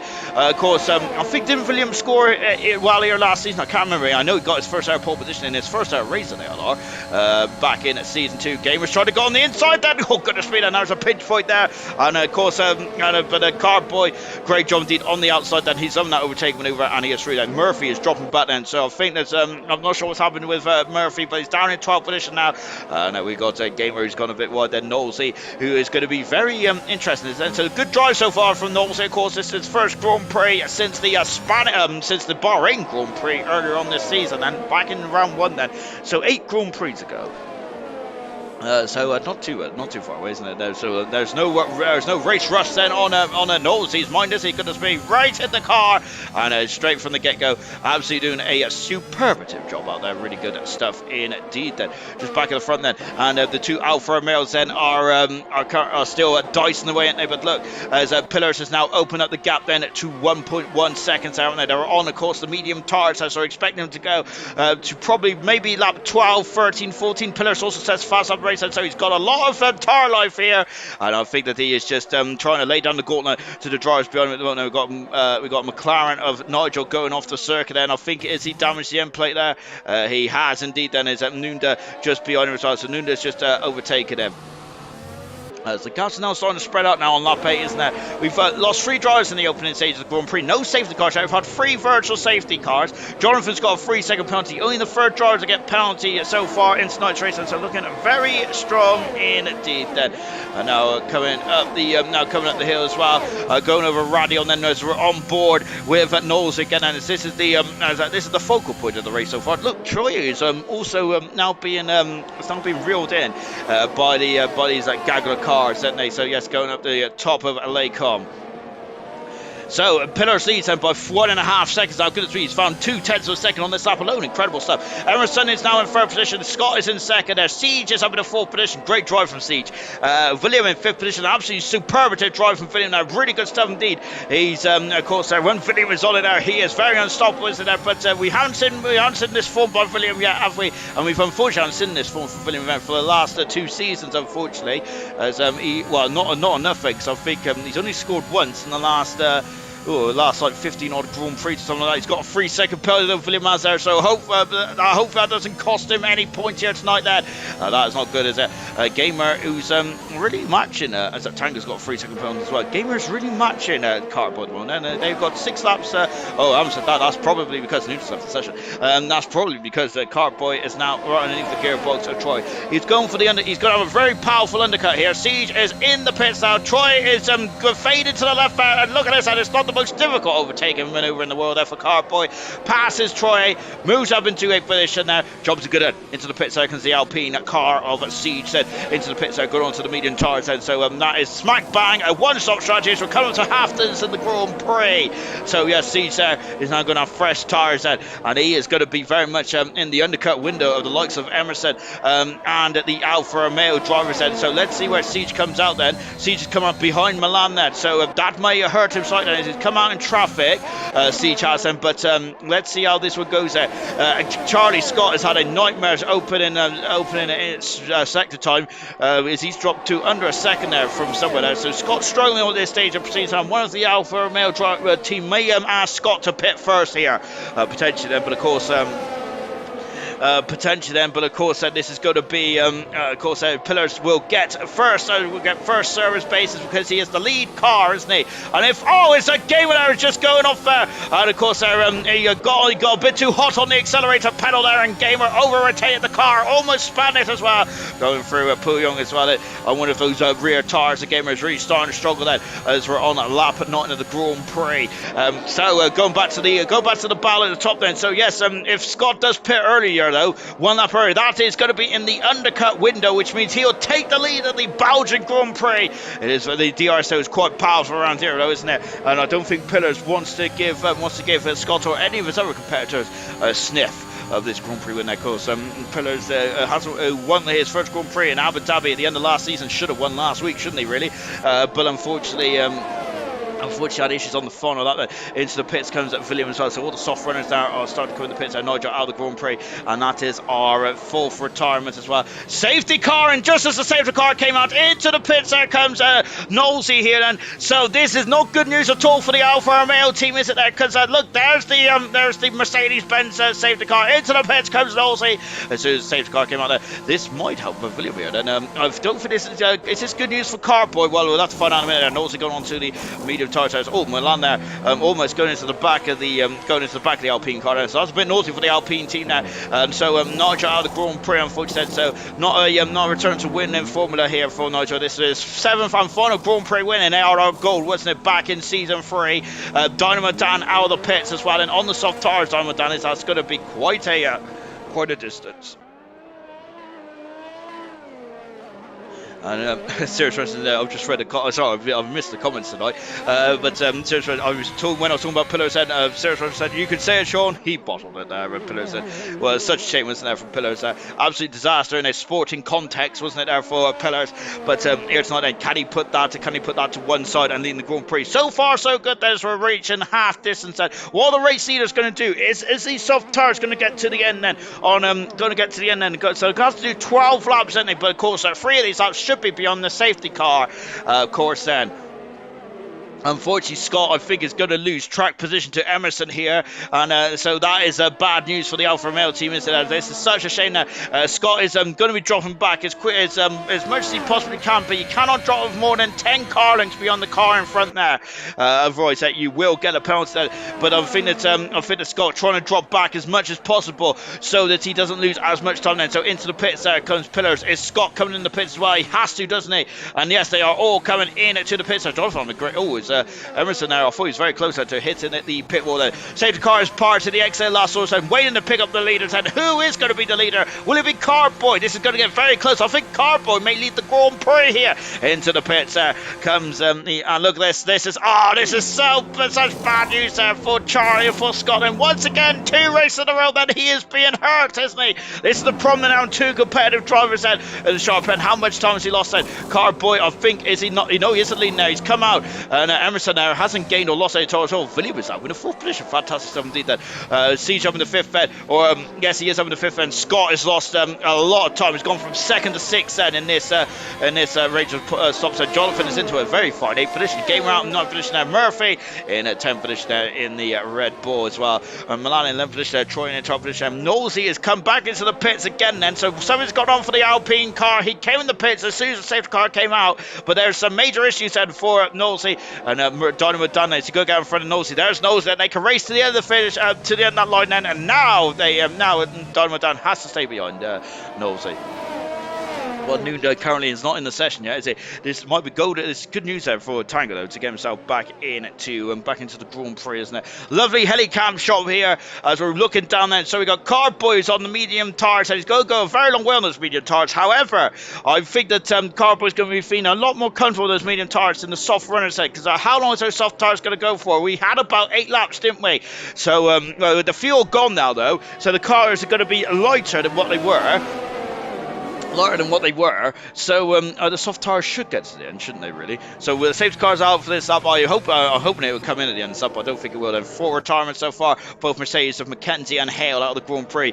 We've also lost Slough as well, and Nigel out of the Grand Prix. 16 cars remain then. This is the first safety car we've had at half distance then. We've had 3 virtual safety cars then, with a lot of debris on the circuit then, with nose cones and wing and debris all over the circuit then. Pillars then is just warming up those tires as well. So we've got a mixture of tires at the moment. Now we've got a lot of drivers on soft tires. Now we've got a couple on the medium tires. William in a fantastic 4th position at the moment. Siege is in a great 5th position as well. Great stuff indeed there. Jonathan also having a strong race as well in the Aston Martin car then. So let's go through it, shall we? So Pillars leads the Grand Prix, retained the lead. He came in the pits then when the safety car came out. No brainer really for the Alfa Romeo team then. Cardboy is second of all now. He's done 4 laps on the medium tires there. He was close to taking the lead of the Grand Prix. Not quite though, Cardboy, but he's very much in the thick of things, isn't he? Cardboy is once again showing his strategical masterclass here. Brilliant stuff indeed then. We have got Emerson in 3rd position then on the soft tires. Well, William in a strong 4th, and he hasn't scored any points so far this season now, but he's very much where he made his debut several seasons ago then, where he got his first ever pole position and his only pole position in gold then here as well.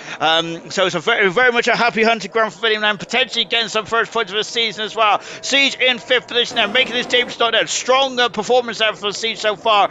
Scott, who was in 2nd position now, had to queue up behind the safety car, and because of that then lost an abundance amount of time there. Jonathan in at 7th position there in the Aston Martin, with Percy in 8th position there. Gamer in 9th, 10th position is Murphy. Both Aston Martin drivers doing a good job out there tonight. 11th position is Milan then. So this has put Milan back into play then, after both him and his teammate had some issues earlier on then.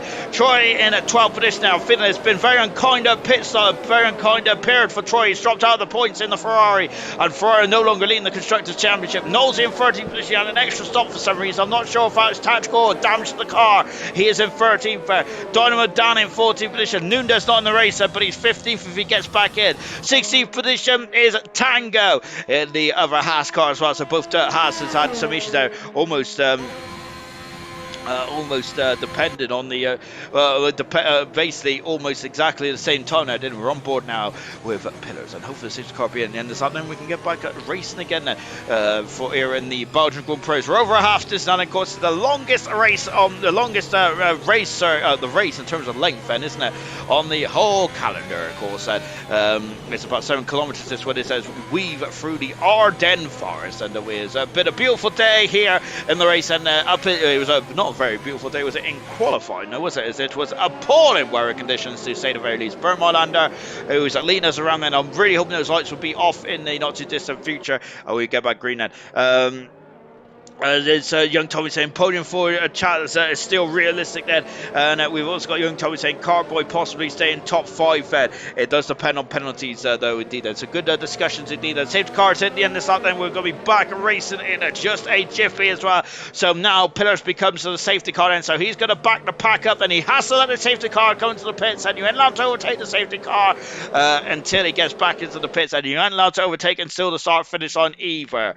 So when his Pillars going to drop the hammer then, I think he's not going to be concerned about the run. He's not going to be concerned about out of the bus stopping into last source. He's going to be concerned from the run from last source up into the top of Lake Com. That is what he's going to be nervous about then, and as he's now just trying to warm up those tyres. And for car 96 and get Carboy in 5th, Carboy in 2nd position, and Pillars is gone. Pillars is gone then. So here we go. We're back green here in Australia. Where am I? In Belgium. Here we go then. Lap 13 out of 22 then. So Pillars leads. Carboy 2nd. 3rd position is Emerson, and Emerson's got to use those soft tyres to his advantage. Surely Pillars had a perfect start. He's found 7/10 already on this opening corner.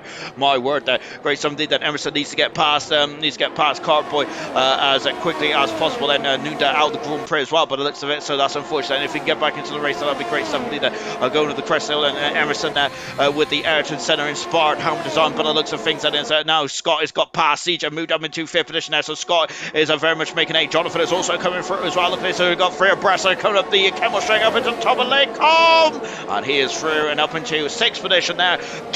Scott in fifth position, Jonathan in sixth position. Well, we got Milan getting past Murphy. Murphy's going to be swapped by the soft runners because Murphy's the last driver on the circuit on the medium tyres, and now the Ferrari. Troy having a look at it. Troy almost going into the back of Murphy, I think now, and Nosey they're just keeping a watching brief in 12th position there. Sorry, 13th position. Look at this. Troy is pushing. Emerson is also pushing. Carboy as well. Both Ferraris are on the ascendancy as they're trying to overtake the Honda-powered AlphaTauri, and goodness me, Milan's off the circuit, and Emerson is up in the third position there. Milan has dropped down to 15th position there. Emerson has got past there, but look at how much time he's lost. He's lost almost 2 seconds there on this opening exchange here, and Emerson now up into second.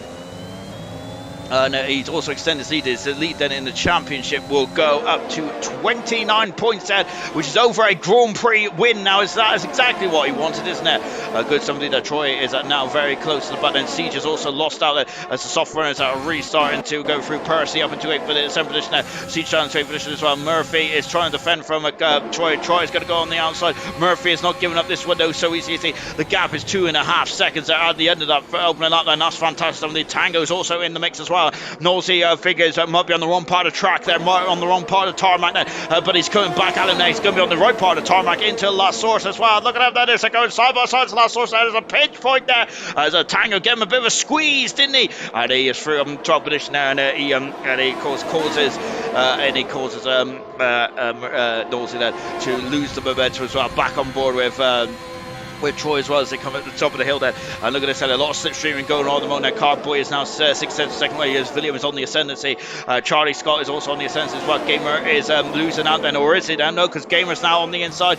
Siege, what a shame now for Siege. And as figures a victim of circumstance here, Siege is there, and that is such a shame. Troy is desperate to get past Murphy there, but Murphy is having none of it there. Oh, contact, and banging the back end of the car, and there's the cars touch there, and Troy is on the outside. Well, he's desperate to get past. He has got past, and now Murphy has been hung out to dry, hasn't he? Because he's now on the inside though for Puyol, but Tango is through. And what about Milan then? He is also going through as well. William is lost out to Charlie as Scott is open in 4th position as well. How is he then? Because they're on a great old battle. I don't know what to watch. I'm going to watch this one for a minute.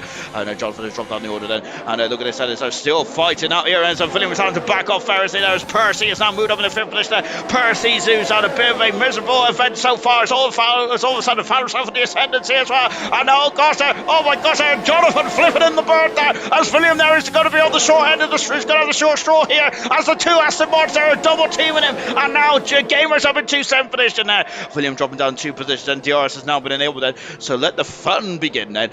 Siege as William is in the pits. Oh no, William then, it was having such a great race here. Is now in major peril. He's out of the points there. William is there. What a shame. Oh dear, and that is not good at all. Murphy there, who fit the 2 Haas cars on the Ferrari there, was very much desperate, running to get by. Back on board with Gamer, lovely shot here. I'm loving that, by the way. Fantastic stuff indeed. Going to the crest hill. Carboy doing a good job actually to keep in front of Scott Miller. But Scott there using his pace, and he's got a lot of pace here tonight, honestly, but the gap is now 2.5 seconds between Carboy and Emerson as the front 2 just disappeared off it. Murphy is now up it down, dropped down. Is Dynamo Down's got past well. Tango's got past Troy as well. Tango's in the was also in the thick end of the action here, wasn't he? But unfortunately he dropped back, didn't he? Tango did after a spin. And look at this as Dynamo Down, as Murphy is in trouble here. He's dropping it all the way down to the back of the great field there. What a shame now for Murphy. It's just not going at all. Whilst the safety car has not been kind to him. All the other medium runners of Siege either. However, Carboy is making this work quite nicely then, albeit he does have a conga line form behind him now as well. And here's one of the drivers involved in the conga line is the British-Italian driver. It's Jonathan Cox here with 7 laps to go in the Belgian Grand Prix. He is He is a very, we got Troy getting a 3-second penalty now for Troy. That's going to cost him points, I would foresee here. And here comes Scott as well. A Carboy then is, look at this, goodness me. It's great to see the Aston Martin drives very much in the thick of the action here as well. Yellow flag there, as well as William now. He's having issues there. Goodness me, now over Williams there. Percy's having a look there. So Scott is going to change the tack here. Locking up the inside tire there from Carboy, defending beautifully well. Troy is out of the points then. And but even so, I think that the Ferrari are now not going to be leading the Constructor Championship. Goes off the inside. Oh, the Williams is off the circuit there. Percy's off the circuit. I think he got me. I think he misjudged his braking point there and dropped down the order there. Percy did that. And oh goodness me! Now we got a Red Bull, and now we're going to have oh goodness me! This ain't going to go too well, is it? Oh my word! There, Tango's now got past Siege. Siege has jumped down to a position. There's Tango gotten past before he got to a Rouge. Gamer's now all over the back of his teammate Jonathan Cox here. And look at this. And Scott now, can he pull away then? Because he doesn't want to be involved in this action for too long, does he? I think Percy just misjudged his braking point down to last source, I think, anyway. But he's back him to 11th position there because Dynamo Dan has been swamped at the Kemmel Straight. And now we've got Milan, who's got passed as well. Milan is now been to 8th position as well. Siege dropping down to 9th, and the medium runners are struggling here, aren't they now? As that safety car has really hurt them. I was like, what a shame then. What a shame indeed there for the medium compound runners there. There's no fault of their own, of course, and there's the safety car. It's just the, unfortunately, that's motorsport at the end of the day, is there. Scott moved himself back on the third position there. He was a victim of the safety car as well, wasn't he? But he's done a good job there. Jonathan's well off the circuit there. That is going to entice his teammate Gamer to very much have a go there. So two Aston Martins are really fighting out like hammer and tongs here. And this is, remember though, I think the Aston Martin, Percy is dropped down the order. Percy is in some major problems here. Then he's dropped down the order as well. Murphy is in 30 position as well. Oh, who's that? Carboy is off the circuit and he's going, oh my gosh, there he's trying to get out of the way then, and Carboy is gone off there, and he's done 9 laps on the medium tires there. Is he stretched them too far? I expect him to go a little further than that, but Carboy has made a huge error here and he's dropped all the way out of the points. So he's going to be fuming with himself, isn't he? Going back to the Aston Martin battle here, this is going to get very interesting indeed, because I think that the Lord Stroll is going to be crossing his fingers that the two Aston Martins don't come to blows, and they have not had a very good season so far in gold, have the Aston Martin team, and they need these points, don't they? Into the pits there comes Carboy then. Percy's got a 5-second penalty for speed in the pit lane as well, as it's gone a bit wrong there for both Carboy and Percy there, as the Aston Martins are now very much close, aren't they? I'm wondering if there might be some team orders here as well. Jonathan is feathering off there to the inside. Troy's got another 3-second penalty, and now and look at this, as Gamer there, that is great driving there from both drivers out there. William has got a point so far, as he's got a fast out race. Good stuff indeed there for William for hanging in there. Great stuff. And yes, that is great play from the Aston Martin driver as well, because look in the background, there's some white Haas cars then who are also catching up to the back as well. Tango is very quick on this circuit. We haven't seen much of Milan here tonight, have we? But I assume that Milan is quick almost in every circuit he drives on, doesn't he? So I assume Milan's quick as well around here. Lap 17 out of 22. 2.8 seconds the gap is now between Pillars and Emerson then, as Pillars there is going to be quite up here in front of him. Emerson is almost 3 seconds back then. Scott in third position there. Unfortunately Scott then is a bit too far back, isn't he? Fourth position is Gamer. Great drive from Gamer. This is his Gamer's best performance of his gold career so far. Jonathan in 5th position as well. Penalties for Jonathan and Tango so far, and for Troy. So hopefully that doesn't cause Jonathan too many issues then, but I think it's 3 seconds there, and that would actually put Jonathan down into maybe 9th position, maybe 8th, 9th position then, back on board the British Town driver. Carboy's got a 3-second penalty, as it's really unraveled for Carboy, hasn't it, unfortunately. Only 15 cars remain in this race. Troy 8 is now trying to catch up with Siege. However, Siege is at Tango, has just been overtaken then by Milan. And was that a tactical maneuver there for the Haas team then, or did well, it looks like it might have been a tactical maneuver there, because I don't believe that Tango will be that far back. So now Milan is on the ascending way. Shouldn't there be a flash of the Red Bull drivers in the background? Now it's Dynamo Dan in front of Dan Murphy, 11th and 12th position there, but they're not having the best of races to write home about, are they, at the moment? Then it's just on board with the Haas car as well of Milan, and he is now a second and a bit behind Jonathan, and he will get past Jonathan there in terms of the time and in terms of the penalties that Jonathan has acquired in this race. However, I think that Milan is probably looking at maybe fourth position here, then maybe third. I think third is going to be slightly out of reach there for Milan with 4 laps to go, but the 2 Aston Martin drivers that are surely going to be in Milan's line of vision here. This is a good day for the Haas team as well, and it's a great stuff indeed there. There's a lot of good performance out there. The Alfa Romeo team are having an absolutely barnstorming of a Grand Prix here tonight, and they could have got a 1-2 as well, but unfortunately that's not going to be the case, is it? Jonathan is still not, well, he's let his teammate through, and I think he's just going to be his rear gunner now for Gamer for the minute, for the time being. And that's very sensible stuff there. We've got Williams and William then, who's got the fastest lap at the moment there, William has then, so he does have that point, William does, but that's not going to help him in terms of getting himself out of the relegation zone, because he's currently 8 points away from the moving out of the relegation zone, isn't he?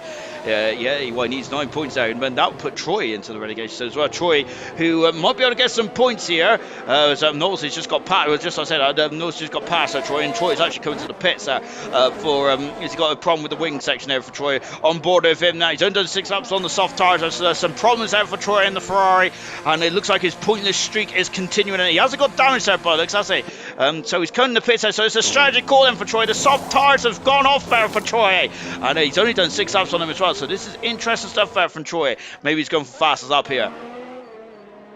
Pillars then, who's lost 3/10 of a second, so Jonathan and the Aston Martins, goodness me, and it looks like that the Aston Martins were letting each other go. Now all of a sudden they're fighting. Murphy's back up into the points as well in the Red Bull, and their fighting is now allowed Milan to almost get within DRS, and he is in DRS now, and this is not good at all for the Aston Martin team now, and I can feel the management and the Aston Martin team are going to be furious with that, aren't they? Oh my word. Yes, that is not going to be good at all, is it? And look at this, and so this has allowed the Haas cars to get back in there as well, isn't it? So yeah, Jonathan is back in front of his teammate, and look at this side, we got the 2 Aston Martins and the 2 Haas cars as well. Caesar just in the background, 2.5 seconds away on the medium tyres. These soft tyres going to get to the end. They should get to the end, shouldn't they? But we've seen Troy coming to the pits, having some major issues out there, and coming to the pits. He didn't have damage to the front wing, so he came in just to change those tyres, and he only done 6 laps there on Troy's car. So maybe Troy has a very aggressive style, perhaps. Gap at the front is 2.5 seconds still, as Emerson is really pushing, isn't he? Seeing if Pillars can make a mistake here. Of course, Emerson knows what happened to Pillars last time as well, then, so that's going to be fresh in his mind there, isn't he? And it's surely going to be fresh in Pillars' mind as well, of course.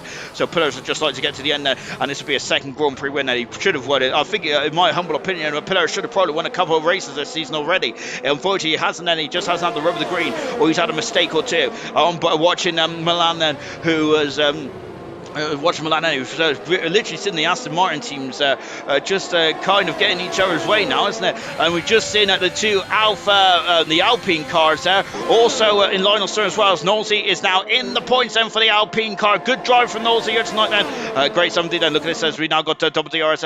Jonathan is going on to the inside as well. Murphy's got a 3-second penalty there, unfortunately, and now Gamer is through again. Then there's Jonathan. Looked like he let him pass there potentially, but either way then, the 2 Aston Martin drivers are not helping each other out here at the moment, are they? Goodness me.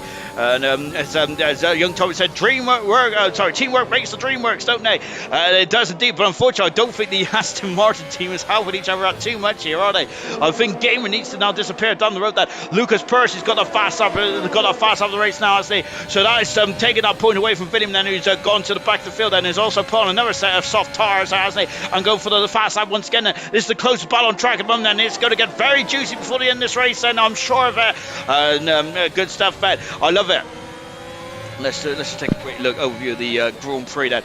So it's Pillars who leads the race at 2.7 seconds away then from Emerson, who's second position. Third position is Charlie. Charlie Scotland. Then we got a 2-second deficit between 2.5 seconds between Scott and Gamer in third and fourth position. Jonathan is in fifth, and he has got a lovely synergy on his team then, because we got Milan. And Tangle there, who are very much in tow, and they look there on the background. Then we have Nosey, who is 3 seconds back. Now I think he's a bit too far back for Nosey then to get himself in fourth. Then Cardboy has got off on a nightmare nightmare race after Carboy's early pit stop before the safety cars really ruined that his race, hasn't he? Unfortunately, he's dropped down into 14th position there. Siege in 9th position, and the only driver who has survived the soft tire onslaught there to stay in the points in 9th position. Donovan down in 10th position runner, but Murphy there is not letting him go in 11th, but Murphy does have a penalty. Donovan down does it, and that could be crucial, determining who's going to have that final point of this Grand Prix. Look at this, once again the Aston Martins there. As I think Jonathan is going to try and defend his teammate here. No, Jonathan is having a look there into the top of Lake Com. Not quite though, as we've got a very lot of cloud cover overhead, and we all of a sudden we're going to have a similar end to the race to what we did in the Russian Grand Prix run. Then goodness me, that was fantastic there. Jonathan having a sniff once again, then coming down into turn 8 as well. She's got a 3-second penalty. That is at the moment, that is not going to affect his finishing position just yet, as long as he stays with outside of 3 seconds behind. Carboy's gone on wet tyres for some reason there. I think he's done the old Ferrari gamble, hasn't he, back in Malaysia in 2009. Unfortunately, that didn't work for Kim Raikkonen. It's not going to work I don't think it's going to work for Carboy either then, because we're going to need an absolute deluge. Williams got that fast at that point back then. Of course, that's the new rule at the beginning of this season. Of course, we get a point there for fast up there, and I've just seen Sirius versus Milan's had an amazing race there, and that is. Yeah, Milan's had a great race. I think he's my driver today so far, and I hope that the game agrees with me. Yellow flag in one is Carboy has now dropped right to the back of the field, then having a nightmare race. And look at this, and as the two Aston Martins are weaving this way and that way now. Jonathan's on the outside, he's going on the inside though for the second part of the bus stop. He's done. That's a great manoeuvre from Jonathan. Fantastic stuff there. But look at this. So the Aston Martins is causing themselves all kinds of mischief here, and we got William with another penalty as well. And goodness me, the penalties are racking up now, and we're on lap 22. Then Pillars is in the final lap of this race set as well. He's got 3 seconds over himself and Emerson as well. And of course, it's a great day for the Alfa Romeo team. This is a huge number of points as well. But look at this, over the Aston Martin Haas teams as well. Gamers in major peril here. And again, now Milan and Hannah, look at this. And now Gamer, I'm wondering that if Jonathan overtook his teammate there to give him the slipstream, and that might be very clever indeed. And Jonathan gets back up onto the racing line. So he just passed Nosey and moved back over to take finish as well. I think that Jonathan was very clever. So he would take his teammate in the bus stop chicane there and give his teammate a tow and DRS, and that's fantastic teamwork there. Really well done indeed there from the Aston Martin driver and from Jonathan as well. Brilliant stuff there. And he has now a shield, isn't he, between himself, because he's going to lose. Unfortunately, Jonathan is going to lose this position because he's got a 3-second penalty, but he should still finish 6th, I think. Then so good stuff there for Jonathan. Great drive today in the Aston Martin. Great drive for Gamer as well. Absolutely mega stuff indeed. That incredible stuff for these drivers out here tonight. Absolutely mega. I love that. Absolutely brilliant battle indeed. And here is Pillars. Of course, Pillars had a nightmare race last race, didn't he? Where he was half a lap away from winning his second Grand Prix of his career. And of course, but now today he has not got any kind of issue at all. Pillars out of the final turn, and Pillars wins the Belgian Grand Prix. What a performance there from Pillars. Really well done indeed then, and he has done an absolutely sensational job here tonight. He hasn't put a wheel wrong. He's basically controlled this race, hasn't he, right from the get-go, from lights out, and that is a commanding position there for Pillars. And my goodness me, and if we see more of that reform there from Pillars, then I think that the likes of German and Emerson and Murphy, who are in the top 3 in the World Championship, are going to be very concerned about that. And a brilliant performance there from Pillars tonight. Absolutely sensational. Driver of the day, I think, might be Milan then, but I got to also give it to Gamer as well. He's done a superlative job out there. Really well done indeed there for Gamer. Great stuff to see him at the top of that. Absolutely mega stuff indeed then. Yes, Pillars' his first Grand Prix win of the season. I was already mentioned that he should have had more Grand Prix wins this season, shouldn't he? He should have had at least 2 in my opinion. But today he has got the Grand Prix win as we are now entering the second half of the World Championship in ALR Gold Season 6 then as well. And with Pillars winning tonight then, it is a very much, that is our 7th Grand Prix winner of the season. Incredible stuff in 10 races there. Wow, and German, of course, I think is the only only driver who's German's got 3 Grand Prix wins there with Emerson too, and now Pillars is our latest driver to win a Grand Prix. 7 Grand Prix winners in the first 10 races. It's absolutely sublime, isn't it? Really good 17 there. But Pillars takes the Grand Prix win here in Belgium. Absolutely mega stuff indeed there. And Alfa Romeo gets 1 and 3 as well. Milan gets driver today. I'm not going to argue that at all, because that was absolutely sensational stuff there from Milan. Really well done indeed then. Absolutely mega stuff that is. Jonathan say I'll take that. Enjoyed that race at P6 indeed. Good stuff indeed. There, Serge Masha fast up for Troy as well, and a great. Yeah, I think I've read that comment way too late actually, haven't I? But there you go. They're spraying the bubbly then on the top set on the podium as well. So the top 3 are going to be. I think they're going to be overjoyed, aren't they? I know Pillars will be. I'm wondering if Scott is going to be ruining his bad luck again. Unfortunately, as well, it's not bad luck, is it? That's the problem around 2 competitive teammates, isn't it? Because once again, like last week and a couple of times earlier on this season, he's had to queue behind his teammate, hasn't he? And that has cost him valuable time, and that may have cost Alfa Romeo a 1-2 here tonight then. Let's take a final look at the classification then from the Belgian Grand Prix. Pillars' 2nd Grand Prix win of his career. Absolutely mega stuff indeed then for Pillars. And Emerson 2nd today. 3rd position was Scott then. 4th position Gamer. That's his best performance in his ALR Gold career, and he's my star of the race then. He doesn't get it if you start a race then, but I'm just going to say it anyway. 5th position Milan. He gets driver today. Brilliant performance there from Milan today. Absolutely fantastic. He started 15th from the grid after having a huge shunt in qualified. Jonathan in 6th, he said he enjoyed that race. We enjoyed it as well. 7th position Tango. What if he didn't spin in the opening stage of that race, and he could have been in there as well for the Grand Prix win, I feel. Siege in 8th position on his day with good points there for Siege. Dynamo Dan getting some more points for the Red Bull team, and Murphy also getting 10th position as well. Knowlesy dropped outside the points then, and I think that the tyres must have had some issues somewhere for Knowlesy. 12th position was Troy Noonda, retired from the race. 14th position was Percy, and William gets his first points of his season with fastest lap then. Good stuff indeed there for William. Cart Boys set down his 16th in the end then. Our retirements was Nigel Slough, TJ Hale and Mackenzie all retired then from the Belgian Grand Prix.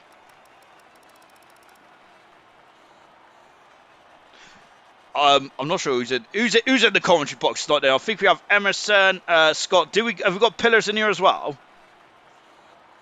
Well, hello, my good man. Fantastic stuff today. Then this is your first Grand Prix win of the season, your 2nd of your career.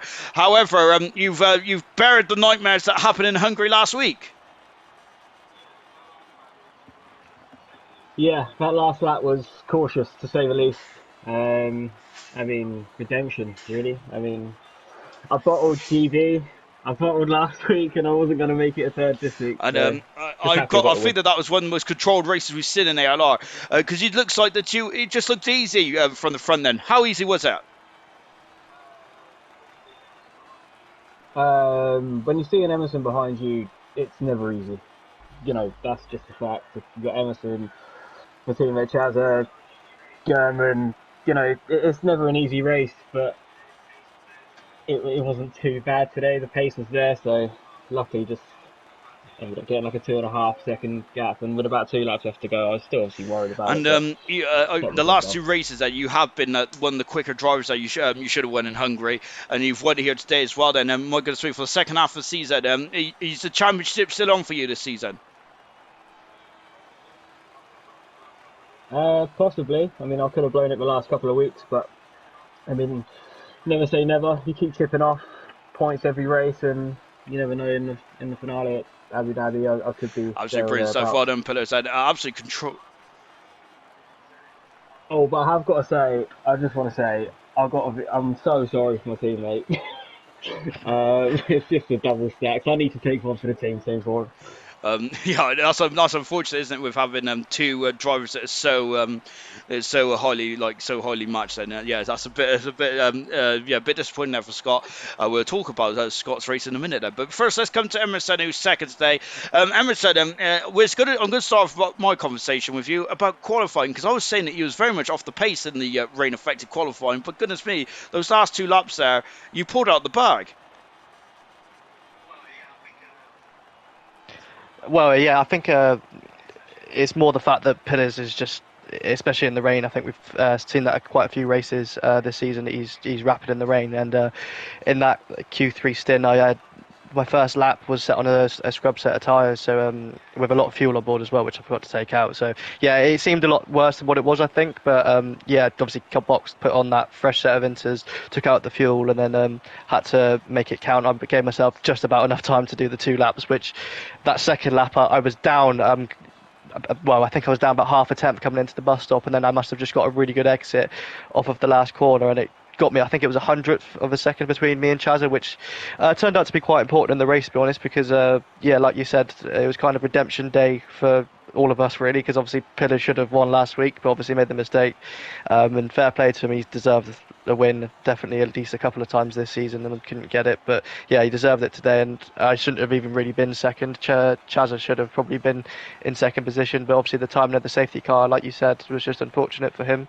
And yeah, it was just one of those things that I suppose that there's not really a lot you could do about it. I mean, you just got to take it on the chin and do what you can. But yeah, Chazza probably had the pace to be in second today, so yeah, it probably should have been an Alfa Romeo 1-2, but yeah, that's pretty decent for me because obviously German not being here this week, I had to just get some solid points on the board after what happened last week. You so I'm said quite you're happy leading with the second, World Championship. I think it's now on 29ish points there.